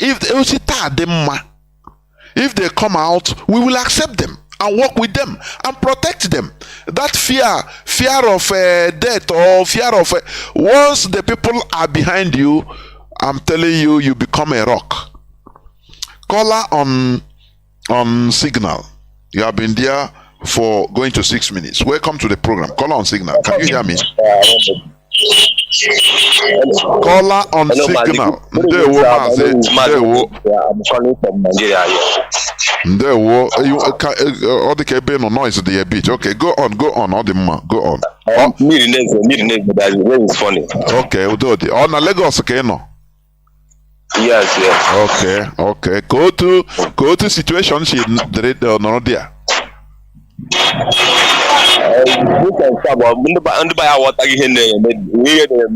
People understand it. Please repeat. Call the louder. It's Nnamdi Baye Okay. Before I'm preaching, so people are understanding me very well now. Before they don't understand, but after this election, Very good. So, I thank you very much. Yeah, my first time of calling you on your program. I thank you very much for your work. You are doing very good. Continue now.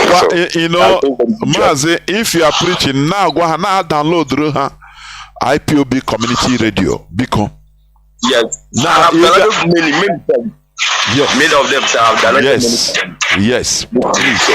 We love what your people are doing. We love it. Yes. Love you very much. Of course. I'm a friend of Biafra. I listen to you, but I know normally. What you are doing.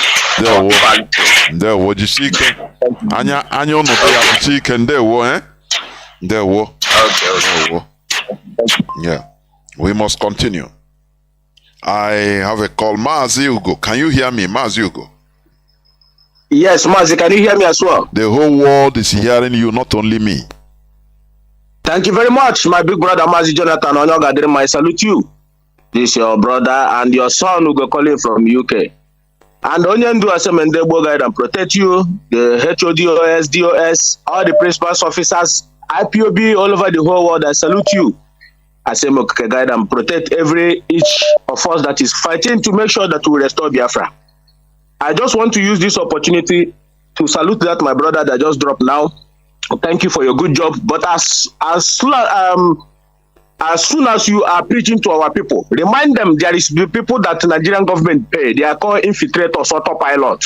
Make sure you tell them the name of that criminal. Call it Berima. He was being sponsored by Nigerian government and we have begun to know. I think all of us saw the test of Charlie Boy. That mistake has been made, but we will never make it again. My brother, now go ahead and sponsored by Nigerian government and a autopilot. On one wherever you are in Lagos, that they want to treat you, that they want to kill any of you, that they are coming. One by like if they hold one of your brother, no. Una din igbe ogini na-eme I wonder in these people wonder how I wonder what our problem, all our problem can't here today. That is the reason why I call. You stand there on also when they hold any of your person, every of you wrote one about to this is the reason when you heard Jumrandi before. How is the mighty Mazi, going back to our roots, which we preach here. Yes. Our roots is honorable one now, but also. Enyi ehun nga na akọ ndị outsiders na akọ nwanne gị ihe ji ya fọ gị onye ọ na-agbaraga ka ihe na-eme why azọpụtagodi ya first. That is the thing. Oh yeah, going back to our roots, I preach here. Or they can preach maybe for a lot of mass, a lot of Jupiter to come down. No. It is on Rubewan Nawal also. So that you don't see your brother as a foreigner, or you don't see him that now from this place or from the other place. We are all one people. That is it. Mazi, please go on. Yes, Mazi, that is what I am telling that my brother. I salute him for his courage. Keep doing your own part. Everybody is on his own.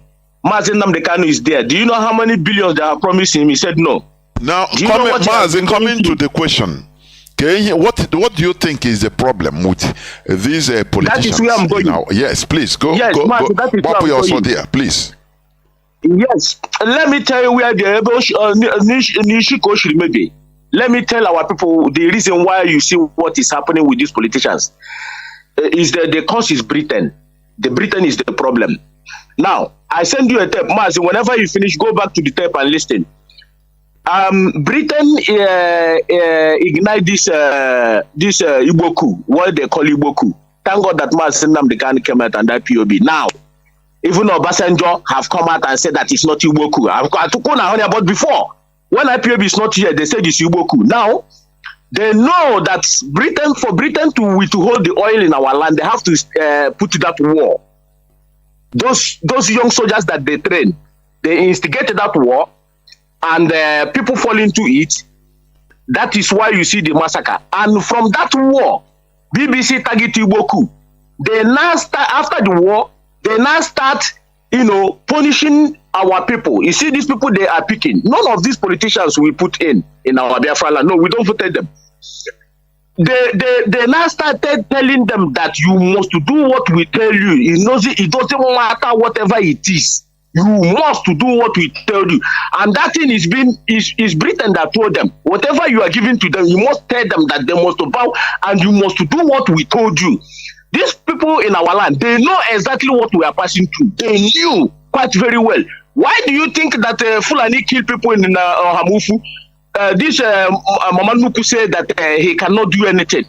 Do you think he cannot do anything? Is that what you think? He can do something, but he knows exactly what he cannot do. Now, that they are afraid that if they do any other thing, Fulani will come to them. That is why you see Fulani allow them to soil their hand by stealing, by embezzling every money that they are giving to them. They have their debtors. Now, is what we call blackmailing. Fulani is using blackmailing against them. That is why you see them. Fulani can come in our land today as I'm talking to you now, kill 20 million Biafrans. They will never talk. Never talk. It's blackmailing. If they stop to blackmailing them, and then IPOB keep pushing, telling them what to do, but believe you me, these people will turn around. But as it stands right now, I would bet the whole life of Biafrans, these people will never turn around. I'm telling you. Mazi, let me ask also this. Do you think that even the politicians, these politicians of Biafran extraction, yes, they have soiled their hands, they have done evil against us. Are you also sure that they are not afraid that if they turn against the Fulani also, that we will not protect, we will not be at their back? that we will allow Mazi, them, that we will, that, the people, will not be at their, will not protect them.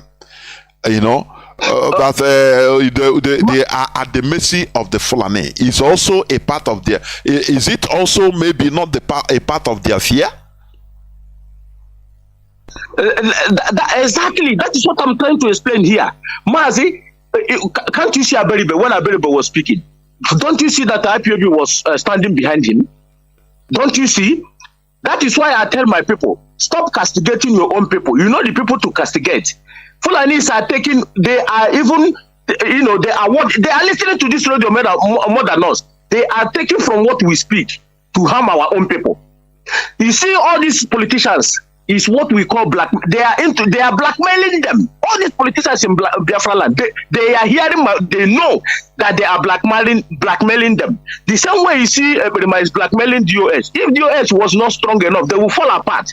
But they still keep pushing, doing what they are doing. Fulanis are blackmailing these politicians in our land. They can never do anything. Guys, Mazi, let me also come in because we need to be clear to our audience. Blackmailing means the Fulani, they are using what we are saying, that we are going to kill all these politicians in our land as long as they are not represented. We are going to slaughter them. Now the Fulani will cut the voice and tell them, say, hey, if we leave you, your people will slaughter you. Is that what you mean by blackmail?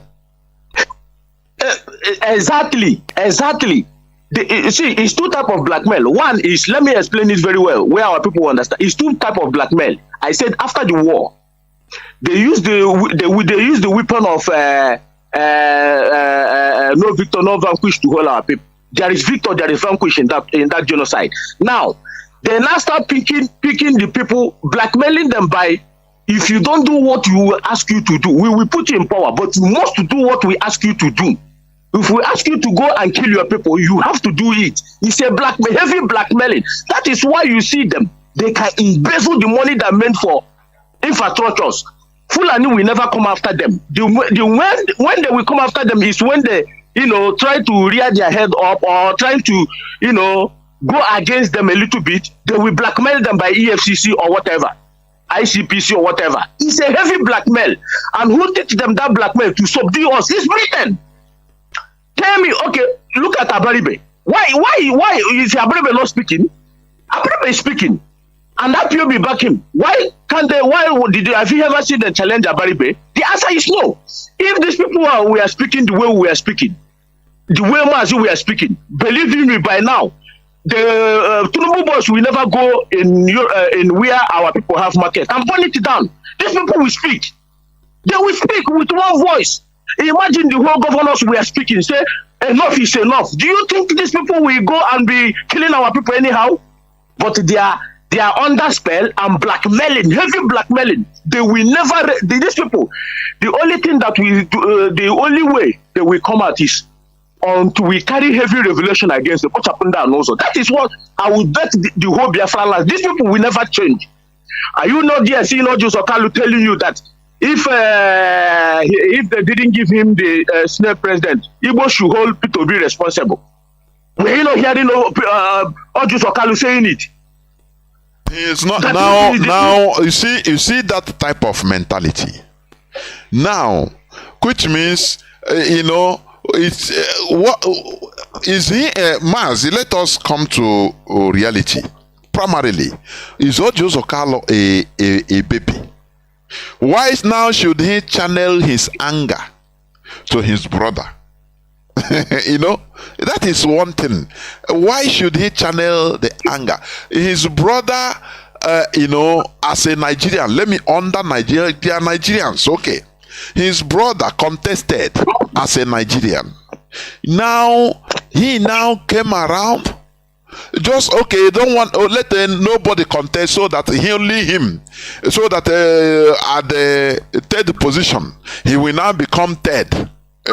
So everybody go to sit down as third class citizen. Now he become third. That what is that type of mentality I want to diagnose? I want us to diagnose. Why is he thinking like that? Why? Mazi, that is why I say to you, the worst thing that happened to us is that genocide. This is where we are suffering today. That genocide. The Fulanis are using it to blackmail our people up to today. Mazi, when you said where you live now, I can't tell you what is happening there. And where I live, you can't tell me what is happening there. When Mazi told us that the reason why he tell his father that he wants to come to Britain to read, it's not because of he said it one time that he wants to know why these people are thinking the way they are thinking. Yes, he want to think like understand the reason, the way they think. They want to understand them. Exactly. Yes. Exactly. So Mazi, they never know. They never saw Mazi Nnamdi Kanu coming, and Mazi Nnamdi Kanu exposed some things that in 200 years to come, nobody will even ever touch it. Mazi Nnamdi Kanu dig it out. So that is their fear, and Britain was having that. Okay, why do you think that Britain is not fighting Mazi Nnamdi Kanu in England? Because they knew the law. They know exactly that. They know what they know that Mazi Nnamdi Kanu know exactly what he was fighting. Britain was actually want to stay by the side. They don't want to push us, because when they push us, we go to court. It's not good for them. It's never a good point for them. So that is why we are trying to use corner way to fight IPOB.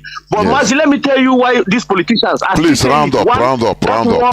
They use that war to blackmail us, which we are. Do you see them again? Said, remember the war. Remember the war. No, they can't use it to blackmail IPOB. Rather, they use it to blackmail the politicians. So these politicians, you see, the Fulanis allows them to sow their hand and use them to kill their own people. So the only way we have to get away from this rubbish is to chase away these politicians. Apart from that, these politicians are demon. They will never change. Okay. As you said, maybe if they hear your voice, we chase them away. They will also use it to tell them, to blackmail them that, oh, you see what your people are saying. So you have to play to our gallery. Anything we tell you to do, they do.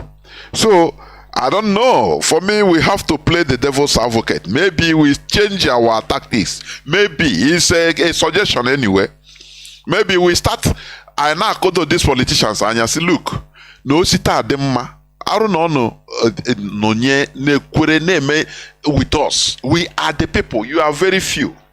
If you people continue follow us, because we are the people, now we will protect you when if the time arises. Forget about what happened. Maybe, I don't know, but it's just a suggestion so that callers also will put it into context. Caller on Mazi Madabuchi, you have been here 13 minutes. Please go on, please. Welcome to the program. You had the question, right? Yes. There, woman. Thank you, my brother. Good evening, Biafrans and lovers of freedom and friends of Biafra. My name is Ifan Madabuchi, and I'm calling from the Netherlands. Let me touch that question. Last thing you treated before I go to my own contribution. If you see how our leader Mazi Nnamdi Kanu handled the case of Mbaka when they were on his case, our leader said, no, you don't do that. Leave him alone. So, I buy your suggestion that we should not close door completely on our political class for those who will genuinely come back, not those who will play.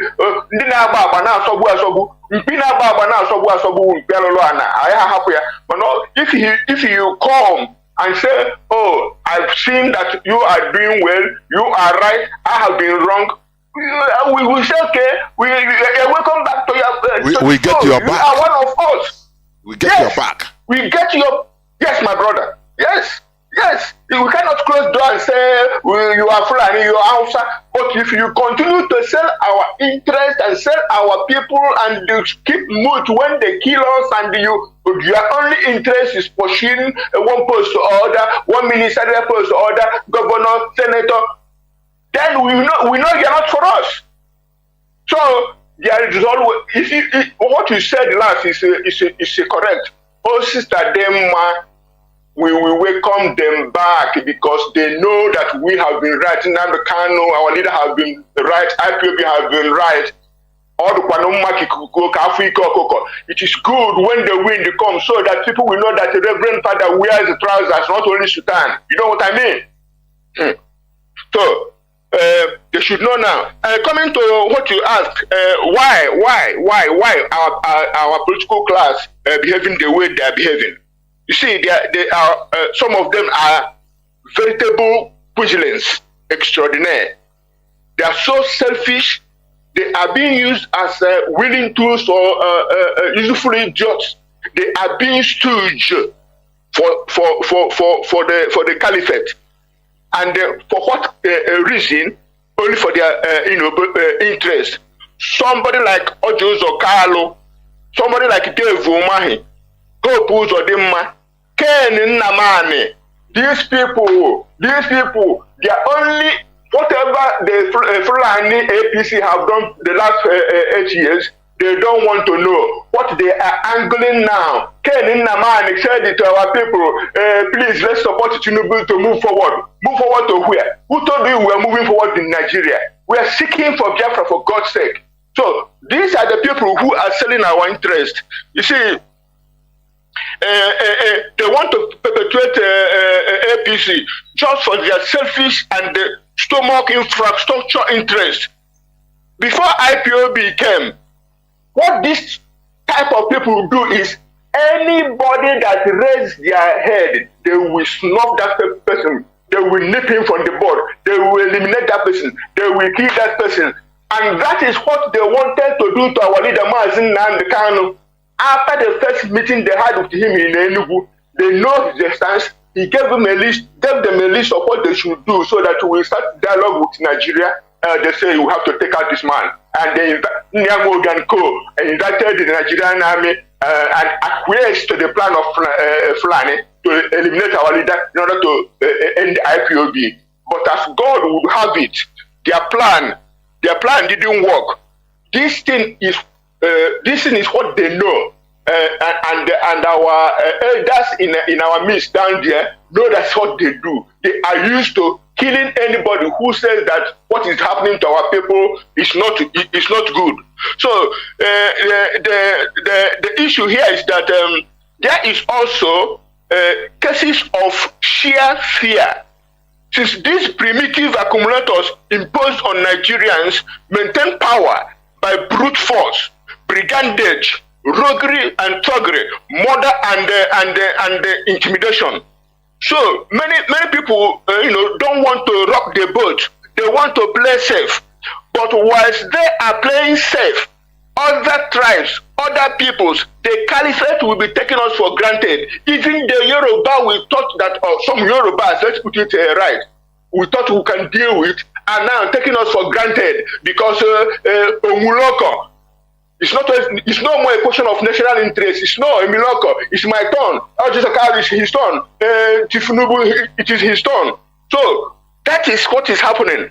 While you are playing safe and playing to the gallery, your own interest and position in the federation is being withered down and being deleted. So you playing safe. In fact, you are not playing safe. You are selling your position. And last but not the least, there is what we can call colonial and neo-colonial slash globalist interest. Now, in that case, I want to ask a rhetorical question. How can the British Prime Minister congratulate Tifunubu, whereas they should know, they must know, and indeed they know that the elections were rigged, and at any event, the issue, the case is still in the court. So why should they go ahead and they immediately that Fulani INEC make the pronouncement, Rishi Sunak or whatever is the name of the of UK, right to congratulate because they want to maintain the system that keep down the nation, create chaos while they are making the country. So in rounding up, my brother, what we have to do is we continue to tell them we want Biafra. Let our people, our brothers and sisters in the political class come back to the fold. let our IPOB family members or Biafran-minded people who went astray come back to the fold so that we join hands and restore Biafra. God bless Biafra, my brother. Thank you. Mazi. Thank you very much.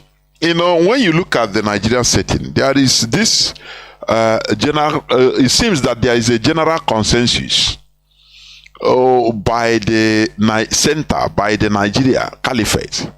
It seems they call the Igbo elites and tell them, look, your people are highly rebellious, so you need to turn them. Do you see how we take charge of our people here? They always obey, follow. They don't know anything we tell them. They accept. So you need to bend your people to be like our people. You know, sometimes it's what I think and they say yes. Okay. That's why they always arm them in order to brutalize our people. And these political elites, they do nothing. They want to beat us into that state of stupor, which illiteracy they did in the sight of in the mindset of the Fulani, the northern population. You know the northern population, they will just come, hey, vote for this person. They'll go to mosque and tell them who to vote, and all of them will agree. No person have their own mindset. So I believe that there is a consensus to turn we Biafrans, because for the Fulani, for the North, they took us as rebellious, that we are rebellious. Because I could remember there's one program, former Senator Shehu Sani, he for one interview, I think he's this okay comedian. And he asked him, how do you see as a Northerner, how do you see we Southerners? Just in your own perspective, how do you people see us? He said, we see you people as highly rebellious. You always challenge. So they want to break that our type of character. That is what I think. And our politicians, they agree. They say, okay, we have to bend these people. It doesn't matter what it takes. And how, even if it takes 1 century, we are going to turn everybody into Almajiri. That is why they use force now. Brutal force, intimidation. Now, that is what I think. But we must continue. I have Mazi Ezekulie, you are back before Amamiene made the line. Mazi, please go on. You have been here since 10 minutes. Mazi Ezekulie, call on, what's up?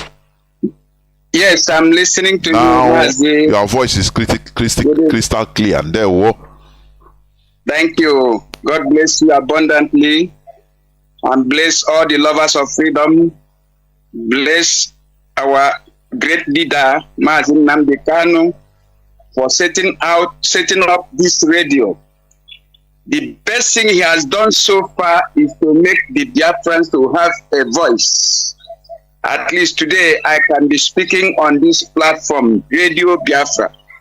That is the biggest thing he has done to us. So that from there, we can ventilate our feelings and our voices, the one we hear from here. Of course. So, lovers of freedom all over the world, Biafrans, great Igbos, don't be intimidated. Elohim is working. We will get Biafra. No matter whatever thing they may try to do, we are getting our country, whether they like it or not. Now, let me come to my own, what do I say? Let me come to my own part of my own contribution. Yes. Now, I want to tell us some story now. And I want all Biafrans to listen very carefully to this story I'm going to tell now. I keep this history to myself. And I think it is right time I will bring it out. Now, let us remember that 1979, there was an election that brought in Shehu Shagari with Alex Ekweme as Onyibo, as his vice. Let us not forget. I know some of the Biafrans listening now, It's about 43 years this thing happened. Some of you may be maybe 39 years or 30, because almost every average Biafrans now is between the age of 50 down. Hardly you see those from 60 that are active. But we are active, even though we participated in the war. But I am very, very active, ready to go to war. Mazi, ready to go. Ready to carry my gun. Mazi, Emma, Kenya, Itetiwa, Ihere Mezi Okute, Biko, Ekwana ki Ihere Mo Okute, Biko. There we go. Now, there's something that happened after Obasanjo, Buhari, Babangida, and all the military generals conspired and overthrew the government of Shehu Shagari. There was a reason on that. It is not as if the politicians were not performing. If you check, all the whole state was competing. They were developing their state. All of them. Kanu, Sokoto, Lagos. Remember, what do you call him? The governor of Lagos State. He was developing his own state. Latif Jakande, I could remember. I think Latif Jakande. Jakande, yes, Jakande. He even developed a state called Jakande Estate. So they were competing. Now, what happened was that during that time, to show you how the Igbos politicians are so selfish that when they go into politics, they don't have any reason other than to amass wealth for themselves. They are not going into politics for the good of their people. No, not at all. Now, but the Northerners, mainly the Northerners and the Westerners, when they go into politics, they are looking for what that will benefit their own people. Now, Mazi, here because this thing now, this thing you are saying now, don't you think that is after the war? Because before the war, when we had regional governments, through federalism, Michael Okpara was developing, our region was developing 2 digits development index. I know. I know. Is it not after the war? Go on, please. I'm coming, Mazi.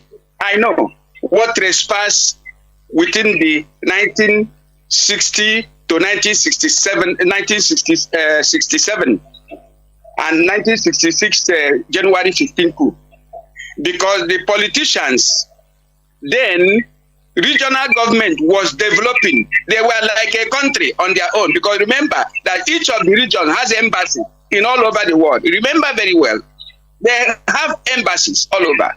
So it's just like a different 4 countries functioning, which Britain did not like at all.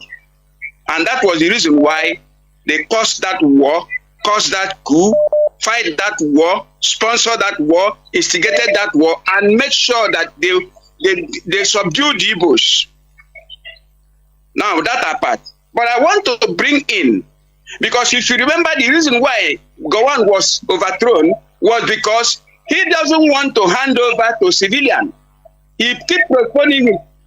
But the military and the British, who were persuading him to hand over to civilian for next manipulation, because power was being controlled by Gowon government, because he said, if I hand over to this politician who caused this particular problem we are trying to solve, how will it be? It will be so fast. So they overthrow him.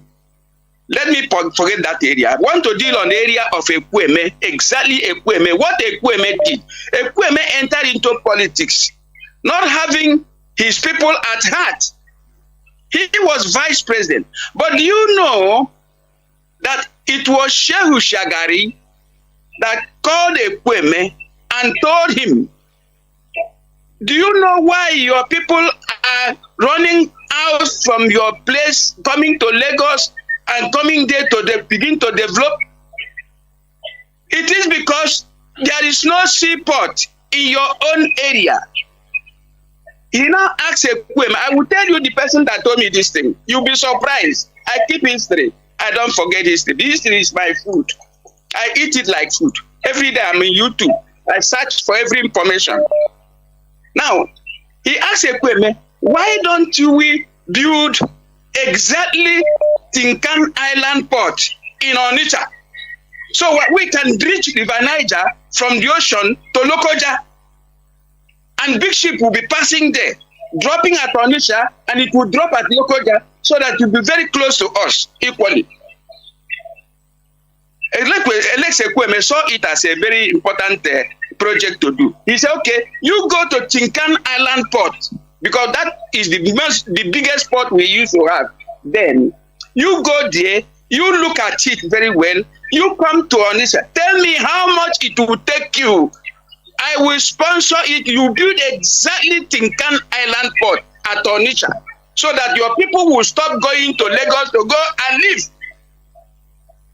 This is what Shehu Shagari, before we start to condemn political Fulani, I am not talking about military Fulanis are different, because the military Fulanis are trained by the Britain, but political Fulanis are different. Now, Ernest Ekwema accepted, went to Tinkan Island Port, study everything, tell Shehu Shagari this is amount that it will take for him to build that very thing, that very particular port. So that after building, then they will continue the dredging. Now, Alex Ekweme, what did he do? As myopic as he is, as a businessman as he is, as self-centered as he is, as a man with empty brain as he is, because we normally give them big name, Dr. Alex Ekweme, he went to Onitsha, across the bridge, instead of going towards Obaro, at the axis where he can acquire big land to build that enormous port like Tinkan Island Port. He come across the Niger, the head bridge, across it, where you have a very little land, and build a jetty, very small thing there, with some crane that cannot even carry a bag of pure water. After building it, before 1984 election that will take them to the next tenure. That 1984 election that took place then. 1983 election, sorry. Shehu Shagari came to Onitsha. He slept at Igwe Nemeka, Igwe of Anam. He slept there because that man built a very big, mighty mansions. And Shehu Shagari slept there. In the next morning, to go and commission the so-called Tinkan Island Port that he built. In the convoy of this particular president, he's a good man, with Alex Ekweme, was Chikobi. If you remember Chikobi. Chikobi, yes. Chikobi, the great mathematician, is an Onitsha man. He was with them.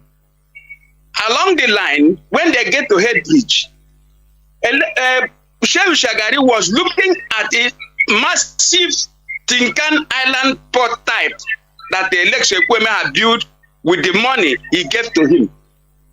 Lo and behold, it was a very small thing. Then he turned to him in the presence of Chikobi and asked him, Alex, is that WAF? Kai, Alex, is that Tinkan Island WAF that I asked you to go and build? Alex, I am disappointed with you. I am very, very disappointed with you. But I will commission it, but I'm disappointed with you. He went and cut the tape and left that day, very day. It was Chikobi, may his soul rest in peace, that told me this thing. He came to my office. I saw him standing outside the day I met him, waiting for somebody.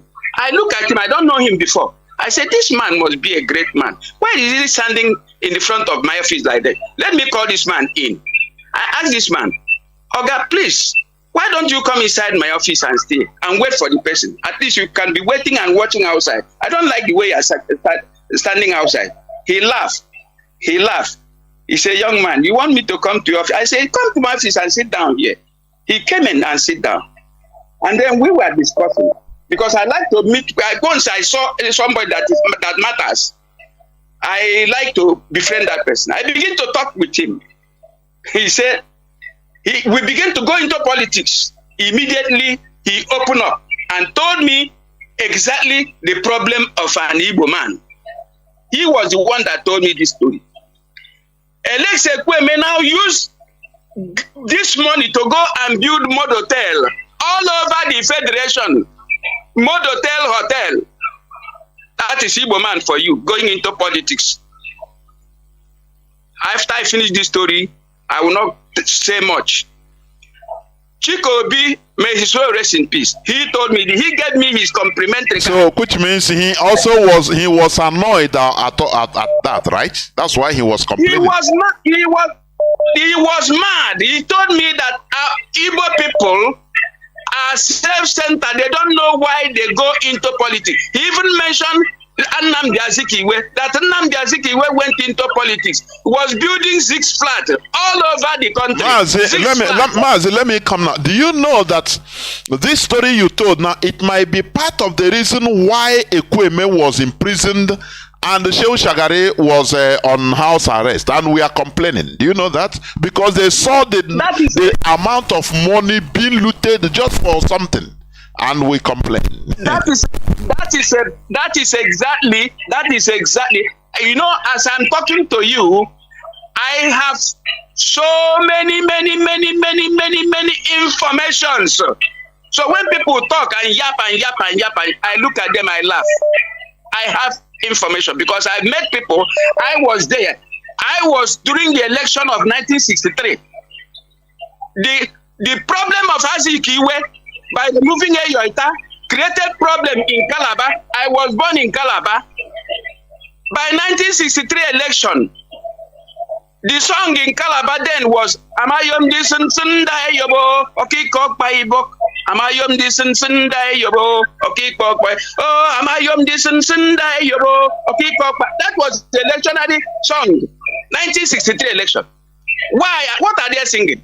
If you want to vote for the palm leaf, so that the juju of the okiko is the NCNC symbol. Kokororoko, that NCNC, that is the symbol. If you want to vote for a palm leaf, so that the concoction of okiko will die. You see, if you eat it to go, get to that was the music then. I don't forget this music because I saw thousands and thousands of people, Calabar people, they were moving in the street, they were singing. I now asked my father, why are these? He said Azikiwe have created this problem. That Azikiwe drive away Professor Eyoita in Enugu. You are right. Professor Eyoita, when he went to Lagos, Azikiwe studied in America. When he came back, he ended in Ghana. He didn't even visit Onitsha to make him, at least to welcome him. He ended up in Ghana, mingling with the Kuruma. Afterward, he came down to Lagos, mingling with the Herbert Macaulay. When Herbert Macaulay died, he took over the mantle of leadership of NCNC. From there, instead of going home to go and establish his political dynasty, he ended up in Western House of Assembly to go and contest election against Awolowo, the Westerner. And he won through Adeniyi Ogunsanya and all the rest of political ignorant people, because they were so sentiment. These are the men of what do you call it? The men of Herbert Macaulay. Yes, so they voted for him. But NCNC, but they voted for him. But I want to ask these people: are you people so stupid? This man is an Igbo man, and they have a constituency at Enugu. Why don't you go there and contest election for Eastern Assembly. Already the Eastern Assembly people have already, with their own senses, they have decided to pick up Eyoita. Ojukwu was to be picked. Ojukwu said, no, he is not educated, so he cannot handle it. Let me be financing, because I'm talking of Sir Louis Ojukwu. Then they picked Eyoita, who is from Riverine. By then, there is even the Emmanuel Endeli, the representative of the Amazonia, was also there.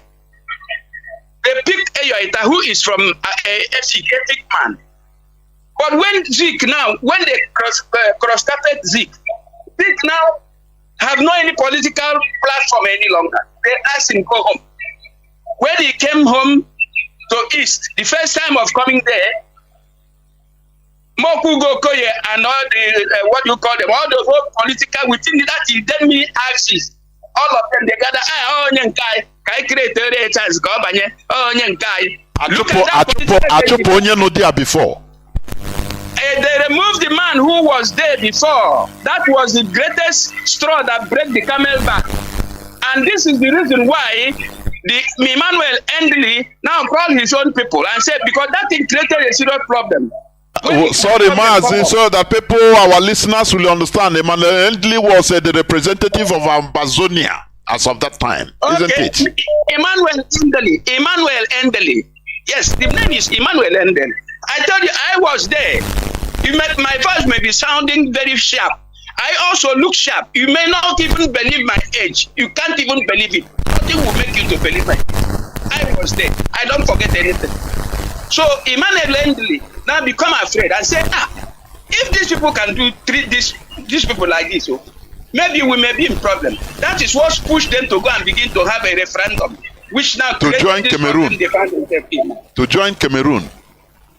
Mazi, before you continue, because kukene, you know, ezioku na on the ezioku kwoto. Because the problem we are having mostly all I want to cause here because of selfishness, self-centeredness. Mazi, continue, please. Ganiru. Now, when this thing happened, we become totally isolated. Immediately, immediately saw this vacuum because nature absorbed vacuum. Immediately he saw this vacuum. He starts from riverine axis, begin to give them free education from the cocoa. He begin because they know Yoruba people knows politics. Hausa people know politics. Fulani people are new in the politics. Let me be honest with you, because remember we have a new Kanu. We have Joseph Taka. You remember Joseph Taka? They are the people. Igbos doesn't have politicians. Our people doesn't have politicians. What we have, businessmen who are so self-centered. They don't have the interest of their people. That was why they ranked #1 in selling slaves. Kidnapping slaves and selling slaves. Best interest. And that was why Portuguese got them with their witchcraft. And all of them make them stupid. Up to today, they are still suffering the Portuguese witchcraft. Our people, because they are so much interested in their own personal ego and interest. So what happened here is that I want to end this particular talk because I don't want people to forget what I'm saying. Because I was there. We are the remnant of the people that knows what really happened. The remnant of the people that knows what really happened. God so kind, he gave me health in abundance, gave me everything that I can keep my life in good health. And I worship him in spirit. I don't go to church. I don't go to church. I worship Chukwokika directly. And anytime I talk to him, he listens, he do exactly what I asked him to do because I follow him. He said, in all thy way, acknowledge him and he will guide your path. And that is how God works. So our people should try to be mindful of Igbo politicians. They are all businessmen looking for their pocket. They don't have their interest. Look at Ume, that Senator Ume.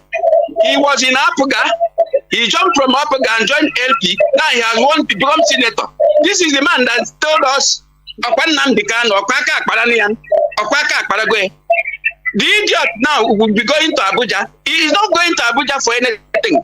He is going to Abuja to open a very big office where he will now become a godfather, where people will now travel from here and from back and front to come and meet him in his office. He will not be talking about how to open shopping mall either in Abuja or in Dubai. That is all they are going there for. So we don't have political leaders. The earlier we understand it. The only man I respect, why I am in this fight, let me be honest with you. I have listened to so many people who came out and talk about Wazirike. When he was talking, I look at him with spiritual eye because I am complete Agu. Agu, yes. I was born an Agu. Agu. Agu.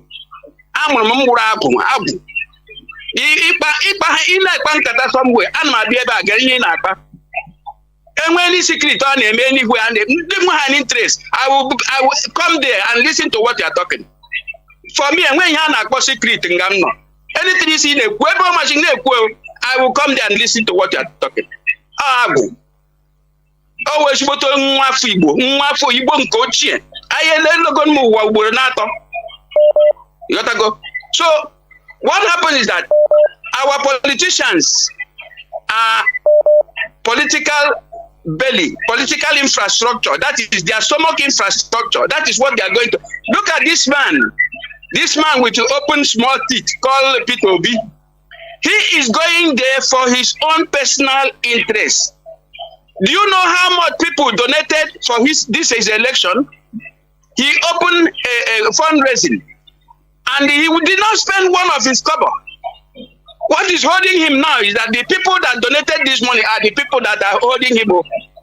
And he wants to run away. He told them, oh, don't go and demonstrate, because you know if anything demonstration, they will catch him. And he don't want the hand, because he went there to win election by rigging. Every one of them rigged election. But Chinedu was the fastest. People know the game. You cannot go into Nigeria and every election in the whole world, even here, even in America, don't you see that Trump is still saying that that election was rigged? That means election must be rigged before you become anything. So let nobody disturb us about rigging P2B out, because he was also rigging. The obedience was also rigging in their own capacity. And so Chinedu now destroy everybody with automatic and powerful rigging. So let him go and cool his head and forget. People should forget talking about him, because he is going there. After all, he was a governor in Anambra State. I saw him. I know what he did to Anambra. He pushed Anambra to go and buy. In fact, he forgot his office and begin to campaign for people to go and buy what do you call it? Shares, bank shares. And when people were buying those bank shares, nobody knows that he was the chairman of Fidelity Bank. Nobody knows he was the chairman of this Fidelity Bank. And so people were buying these shares. And some of the guys I know that has money, they come to me and say, Oga, why don't you join them in buying this share?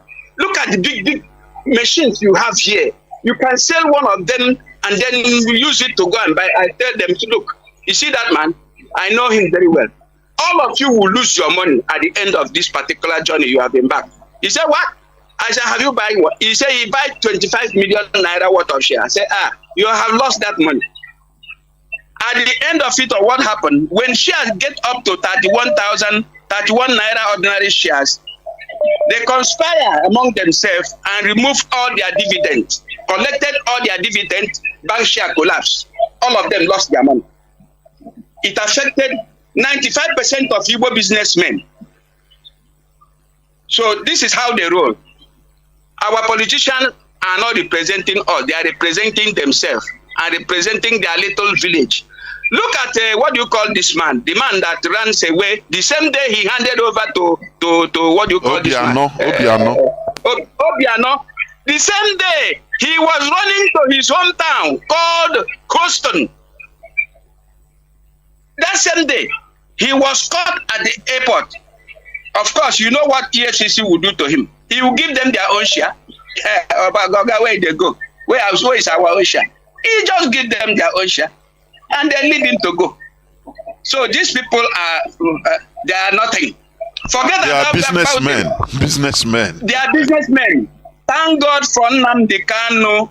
I believe in him, and I believe through him, God will give. I'm praying for him every blessed morning. Before I talk to anybody, I will pray for him, pray for the struggle, pray for God Almighty to look at the evil Britain have done to us and reward Britain with a great reward. God should reward Britain for what they did to Ndibo. Britain is supposed to have apologized to Ndibo, how they instigated war. We doesn't want that war. What happened to Akintola or what Western Nigeria did not concern any Igbo man. But Britain went and they instigated the whole thing and carried a war of genocide against Igbo. Today, the problem they are now telling the whole world is that Fulani is the problem. Fulani is the problem of Nigeria. They are still behind it. So forget about Ndibo, please, my brother. I think I'll end this so people will be able to remember. Next time we talk again. Thank you. You are a living library, honestly. You are a living library. I know it. Caller on direct line, please. Calls are floating like man. Why I left this our veteran. We need to learn. Only our living library. I'm telling you. So we need to tap and continue tapping. Caller on direct line. Can you hear me? Call on direct line. Yes. Mazi. Talking to me? There were Mazi, please. Sorry for keeping you so long. But go on. Now, even I've lost some of my thoughts to listening to history. I was commenting on it to say that after listening to it, they went to sleep with me.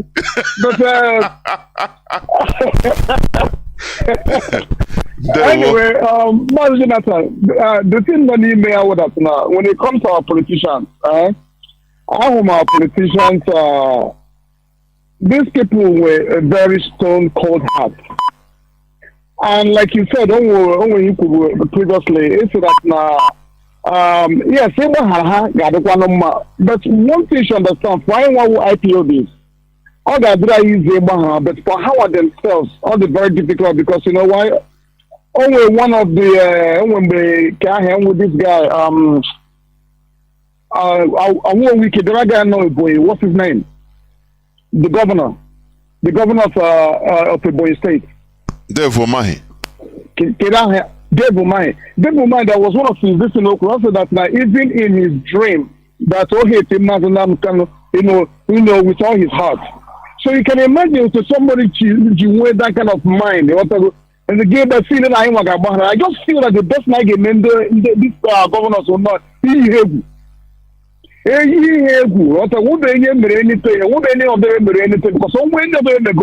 maybe somebody will surrender and come down and then be able to now apologize to what they've done to most of us. So I just that they've really wronged us. But the issue, due to the pride and the enviness in them, they don't want to come and apologize. So they know what they're doing. How my hand name is? So come up here because I have lots of a lot of thoughts what I wanted to say. Come up here, I can also there were. It's very, very pathetic, honestly. Let me call her on signal. Mazi, I think Mazi Joe. Can you hear me? Call on signal. Yes, I can hear you, Mazi. There were. Thank you for being there, for going to 23 minutes. There were. No problem, Mazi. I think the 23 minutes was even it was enough for me tapping a lot from our veteran. Honestly. It was like I was in an history class. Mazi, let me shoot on straight. The question you've asked, I hope I'm coming clear, Mazi. Yes, you are. The whole world is hearing your voice. Go on. Okay, good. Mazi. Dear Biafra, I am Mazi Agafe from Regensburg in Bayern in Germany. I am the IPOP deputy coordinator in my city, Regensburg. Mazi, straight ahead, everything that has happened since 1914, after the British were able to, join every part of that contraption together. The British had never forgiven Igbo for that 31 years war. It was like an insult to them, just like the insult they got in, and the French got in Haiti, when they defeated Napoleon's army. So the British, they've had this well-planned, orchestrated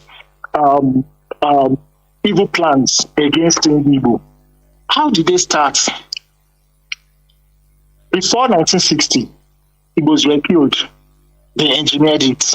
After the independence, 3 years after, they engineered another one of the greatest genocides in the world, where over 4 million people died, especially children and women. I think it has been a joy for them that 31 years that we killed their officers and men, they want to retaliate by making sure that for 31 years that they kill a lot of Igbo. Now, they created warrant chiefs. Those warrant chiefs were people that committed atrocities against the land. But the British now saw them as, to use them to control Igbo. Now, from then on, we began to have councillors, local government chairmen, and governors.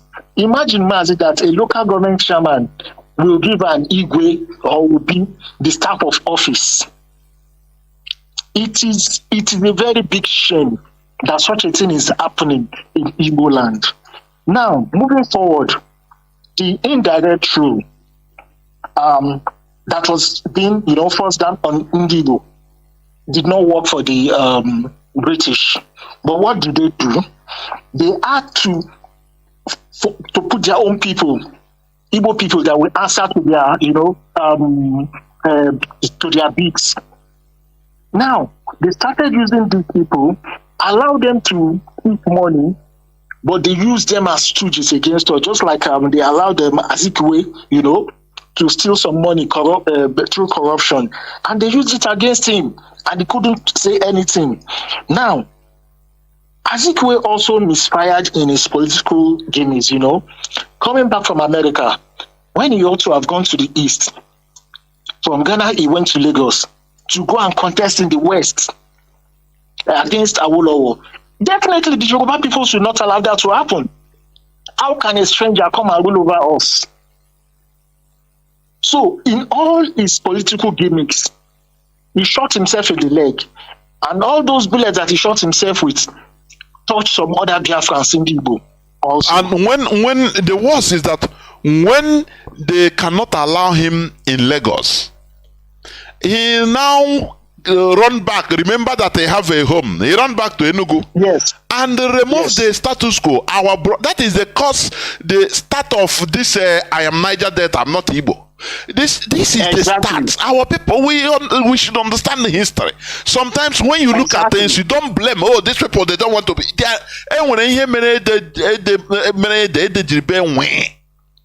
This man pursued our Amazonian brothers. He made them now to join Cameroon.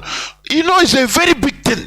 He made them to say, they became afraid and say, if it is how this is so-called Igbo people will treat, they are treating their own brother. What of us that I decide, I beg go, so now, join us now. We have we need to get out, because before all of us we are the same. The region Enugu was the capital, but this Amazonia today. Yes. And there, Mazi, please go on and round up. Okay. Go on. So now, when he did all these political misfortunes, now the fear started. Ibophobia came in. People started looking at us. Are these people like this? How can Azikiwe just come from nowhere, remove Etayo because he wants to be in charge in the East. That was where all the problems started from. And as a historian, when I read all this about him, I was so disappointed that I was totally ashamed. Having studied it in school, read about it, I said, no. I cannot take this man I cannot see him as a serious person at all.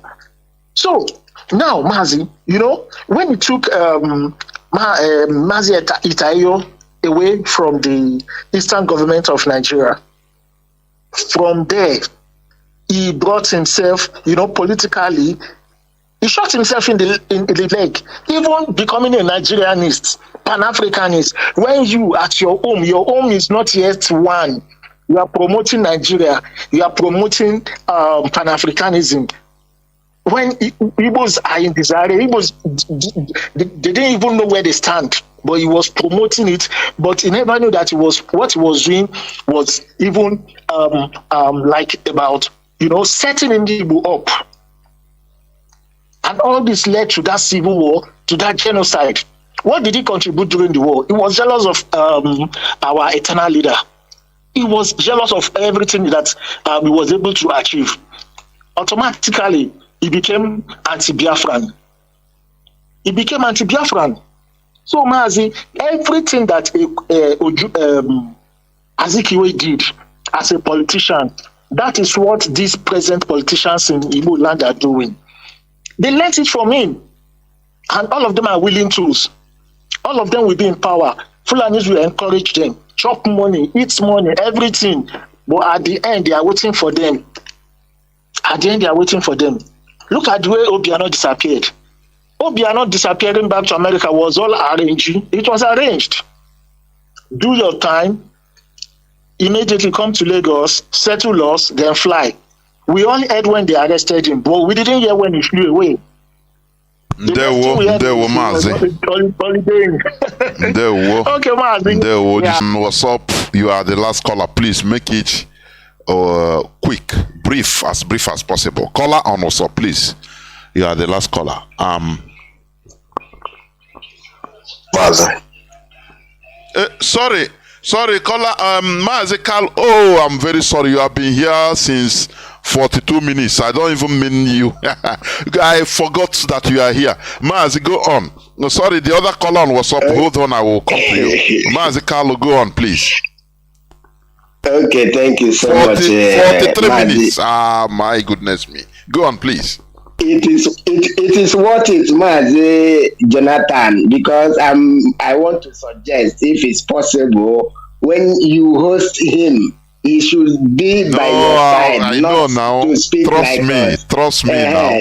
Yes. So because we have to learn a lot, because this music that he sang now, it reminded me of my own community. Most of our people, they were born in Akwa Ibom. Even my father, my mom now, she is aged now. Everything that she speaks sounded like the music that he sang here. And I want to ask if Papa is also Onye Ekpe. That is something we call Ekpe in Ohafia. So that is, by the way, I'm so much happy to listen to our veteran. It is a very wonderful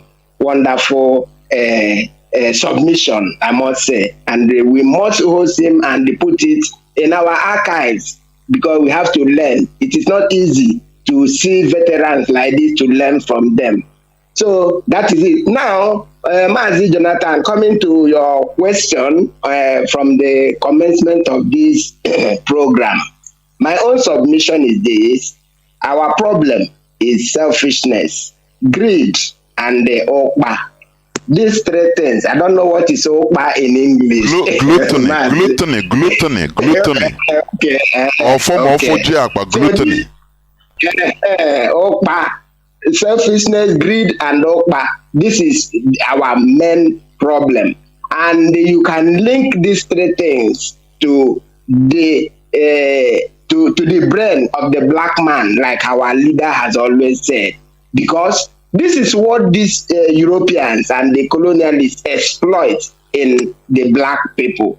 So, taking it back, you see that even on today's contemporary days, you see that it is still what is controlling us. Even as we are now talking about Biafra restoration. We are peacefully agitating. We have never killed anybody. We have never been convicted of any crime in any competent court anywhere in the whole world. But you look at it, how many percentage of us are championing or agitating or doing something positive, tangible, to see that this our situation in Nigeria to change so that we will come out of there. So this selfishness plays significant role, and this greed, because when we are selfish, we don't have that capability or ability to involve in charity. If you look at the Europeans, they involve in charity, in sacrifice. So lack of selflessness is our problem. The greed that comes to it is that whatever we want to acquire things, people will even be pushing you. You don't go and do this, go and do that, go and do this, go and do that. Your age are doing this. Whereas when we are not freed, our whatever we are trying to accumulate will be all in vain. That is where the greed is. And this woman now, in the sense that everything sophisticated, we want to have it instead of championing for our freedom first. I believe this is the reason. It is not only the politicians, even individuals. It is the individuals that make up the politician. The politician didn't come down from heaven. They are from the people. Exactly. So it's a general character. It's a general character. Exactly. Exactly. If it is possible for us to understand this as an individual, that our problem is this selfishness, greed, and okpa.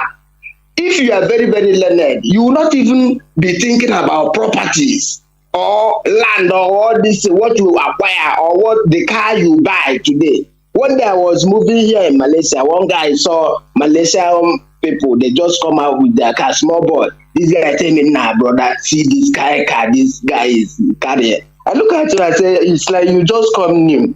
Because car is nothing. Car is nothing. It's only in Africa. Black people, they see all these things as something, whereas we are enslaved. Why? How can the Europeans stay in Berlin in 1884, 1885 to partition Africa, and they maintain that artificial map that they created since that day till today? Because they are using people's, and they are manipulating people's greed. They are manipulating people's selfishness. There is a file that showed that Zeke was even held on this thing because of some money that he collected. They used this money to induce him, which influenced him to subjugate us till today. His party, NCNC, supposed to be the prime minister, but he went and become the figurehead ceremonial president. So it is because the selfishness in him and the greed was manipulated. And everything we see, we want to eat it. We don't look at what is our main pointer problem. Because any day we start it to understand that sacrifice and the selflessness is the only thing that will save us in this our quagmire. Because our problem is too much, my brother. Our problem. Go to anywhere in the whole world. The same problem we face it all over the world. Anywhere you come out, you bring a Nigerian passport. You are already an exhibit. You are condemned. Anywhere they are doing something, you want to go and register. Even if you are a citizen of this place, you want to use the Nigerian passport to go and register. You see that you are cancelled. With ordinary Western Union, you want to use Nigerian passport to go and collect it here. Nigerian passport. It's a problem. So these things are the things. It's not just politicians. It is individual. How many people are supporting this restoration? How many people are ready to sacrifice? Go to where we are doing meeting. You will see that out of 10 people, Out of 10 people, maybe 2 people IPOB are doing meeting. 8 people will be Igbo people. They will be walking around, going. Even they will say, "Oh, Biafra, Biafra." They will just pass because of to come and they commit just small thing to see. Our freedom. But all of them, they need this freedom more than you. They go and they even carry the information to come and they ask you. Because they themselves, their hope is on this freedom. But they don't want to sacrifice. That is the problem. Our problem is that we want to invest now and they see the result now. It can never work. People must sacrifice for others to thank you so much.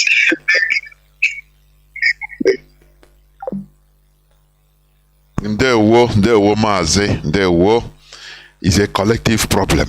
Is a collective problem. Caller on WhatsApp, thank you for holding on, please. You make it as brief as possible. This person that talked before you had been there, I forgot him for 42 minutes. Caller on WhatsApp, please go on. Please make it as brief as possible. Please, because I need to close. Caller on WhatsApp, can you hear me?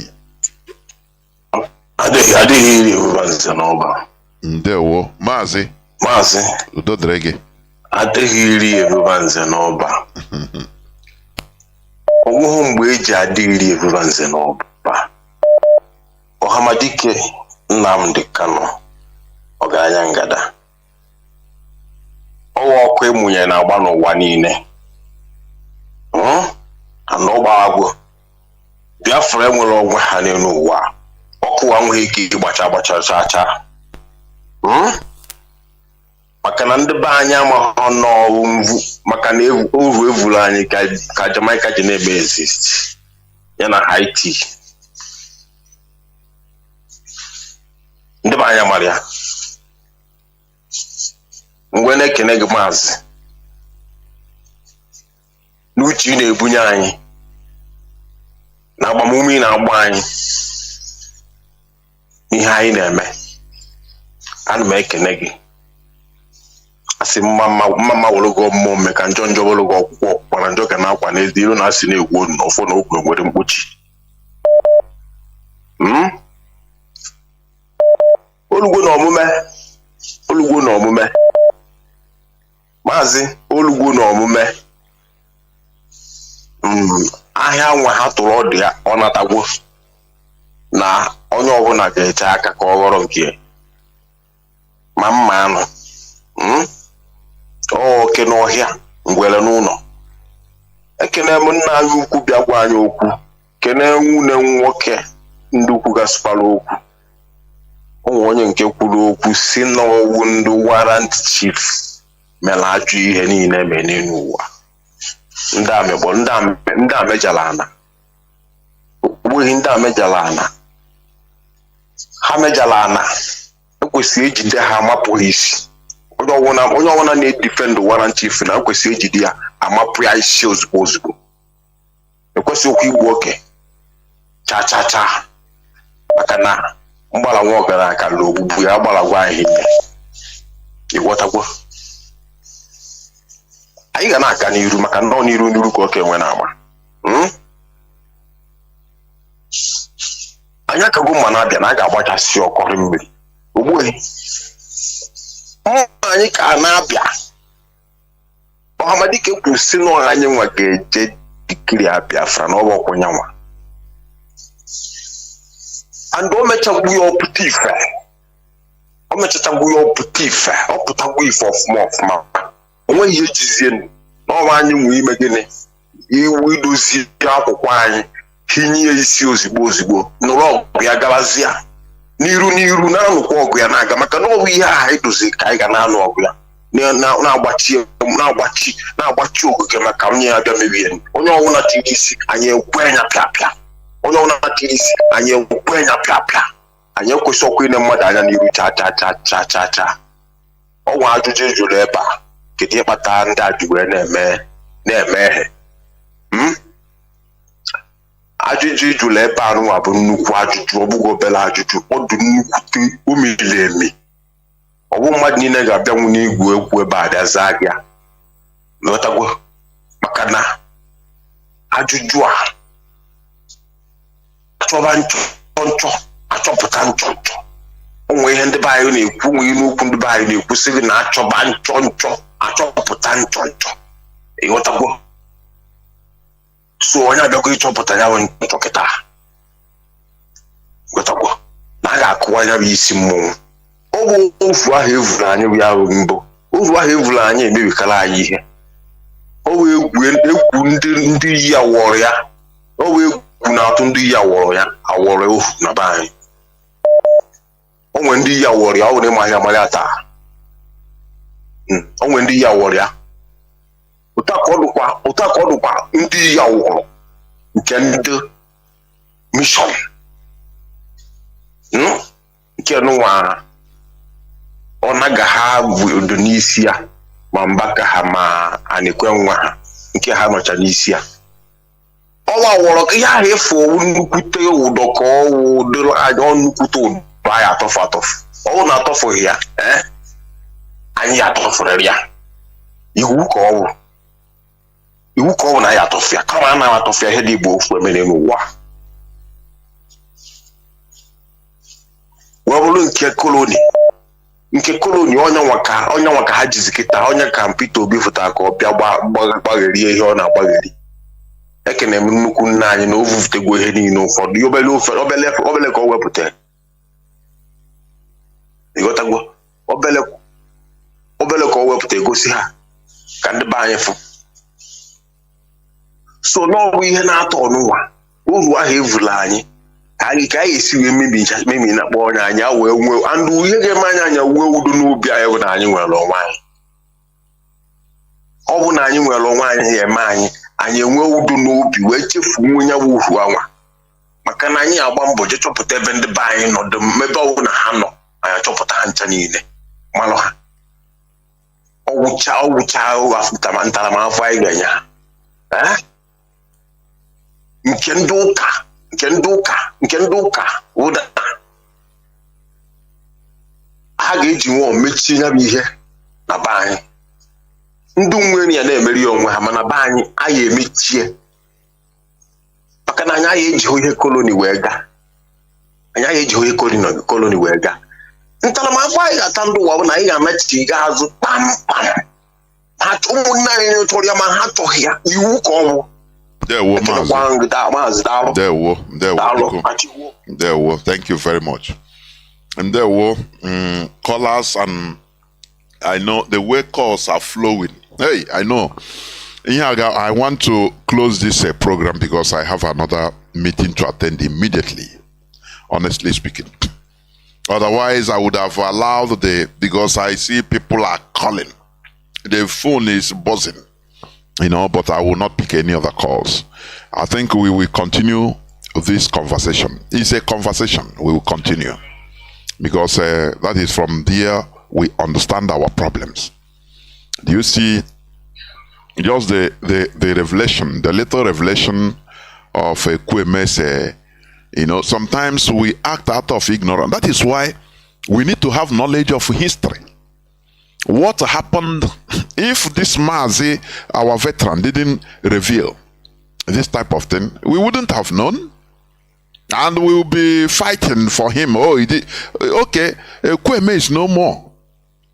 But had it been he dredged that Onisha, today it would have removed. You see, one thing, one sin, brings another. All is like cobweb, connected. The selfishness of one person. Where is he eating the money of the hotel today? Maybe that hotel now, sometimes maybe some of his children, this one have diverted this one, the other one have but building infrastructure for a people. Had it been on was being dredged, people will not be dying in Lagos. People that have been killed or that were killed will not have been killed because, first of all, they will not have been there in the first place in order to do business. Maybe they will be doing their business in our land. They mean importation through our ports. But do you see how selfishness destroys a people? We will continue. I will invite our veteran I've been programming it right from the first day I heard his voice. I said no. Oji is a living library, so we need to tap. Thank you for listening. Please, people are still calling, but I beg you, do not call again. I will not pick. I'm closing. Tomorrow is another day. We continue in this discussion because we will never stop debating. The best thing that Mazi Nnamdi Kanu did for us as a people is the establishment of this platform where we can vent out and debate, because our voice was not heard anywhere before. We couldn't talk. Where will you call? You call a Chinese television and start talking, they cut you off. You cannot talk. You have to be politically correct. You have to talk as a slave that they program you to be. But when you talk like the same way we are talking here, they cut you off. You don't dare it. That is the highest thing. For mental sanitation first. That is the first thing meant for you. For us to restore a sanitized, developed, advancing nation, we will first of all advance our mentality. That is one thing. Without advancing our mentality, we are going nowhere. If we want to Biafra come, it will be a quagmire. Because our leaders started by trying to let us change the way we reason. That is the most important thing. This stomach infrastructure that we are. Because when we talk about our politicians, is from the people. Look at people in IPOB. What is happening? People can, because of their personal interest, they try to sell the struggle. They try to destroy. They try to set up. They try all, matters for them is just let us go, is our thing, is his own thing, his selfish interest that matters. Our leader changed the status quo by telling people, making people understand that there are Igbos that can sacrifice for our collectivity. Something others cannot do. That is why the governors, the southeastern governors plan to kill him immediately. When they had that meeting, I think 2017, with Mazi Nnamdi Kanu, and they saw that this man, you cannot buy him. They tried to bribe him. He said no. They said this man want to put shame to us. So he want to prove. He said he want to. Okay, so you want to prove us that we are not getting it right. Okay, let's see now. They invited Python Dams 1, to kill him. Because they want to convince him to be in their come on now, come on now, welcome to the club. We are all the same. Hapu got these people in a fight. You will fight. And Ojo Zokalo went to Kuje prison that time and said, oh Enyi, Hapu got here in a fight. I have fight to go for Igbo. You will die for nothing. Because they don't understand the importance of sacrifice. Everything for them is business. That is why even the Fulani, they know them. In Kunle and Alhaji, Bog the phone call. Alhaji say, we know all these Igbo politicians. We know they are all businessmen. They are not politicians. We know them. Their support is nothing to us. So because we know that they are businessmen. They are doing things only for themselves, nothing. They know them. People that cannot represent their own people. The interests of their own people. How do you think that they can represent interests of another person? They will be playing only lip service. They know.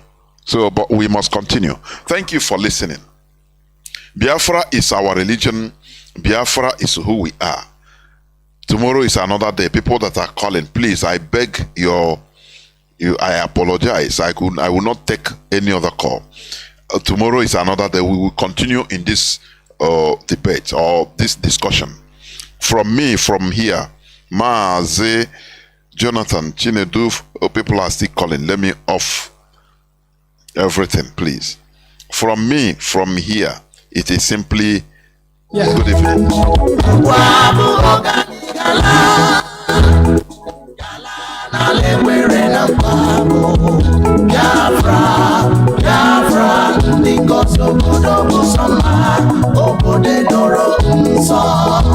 The land of the rising sun.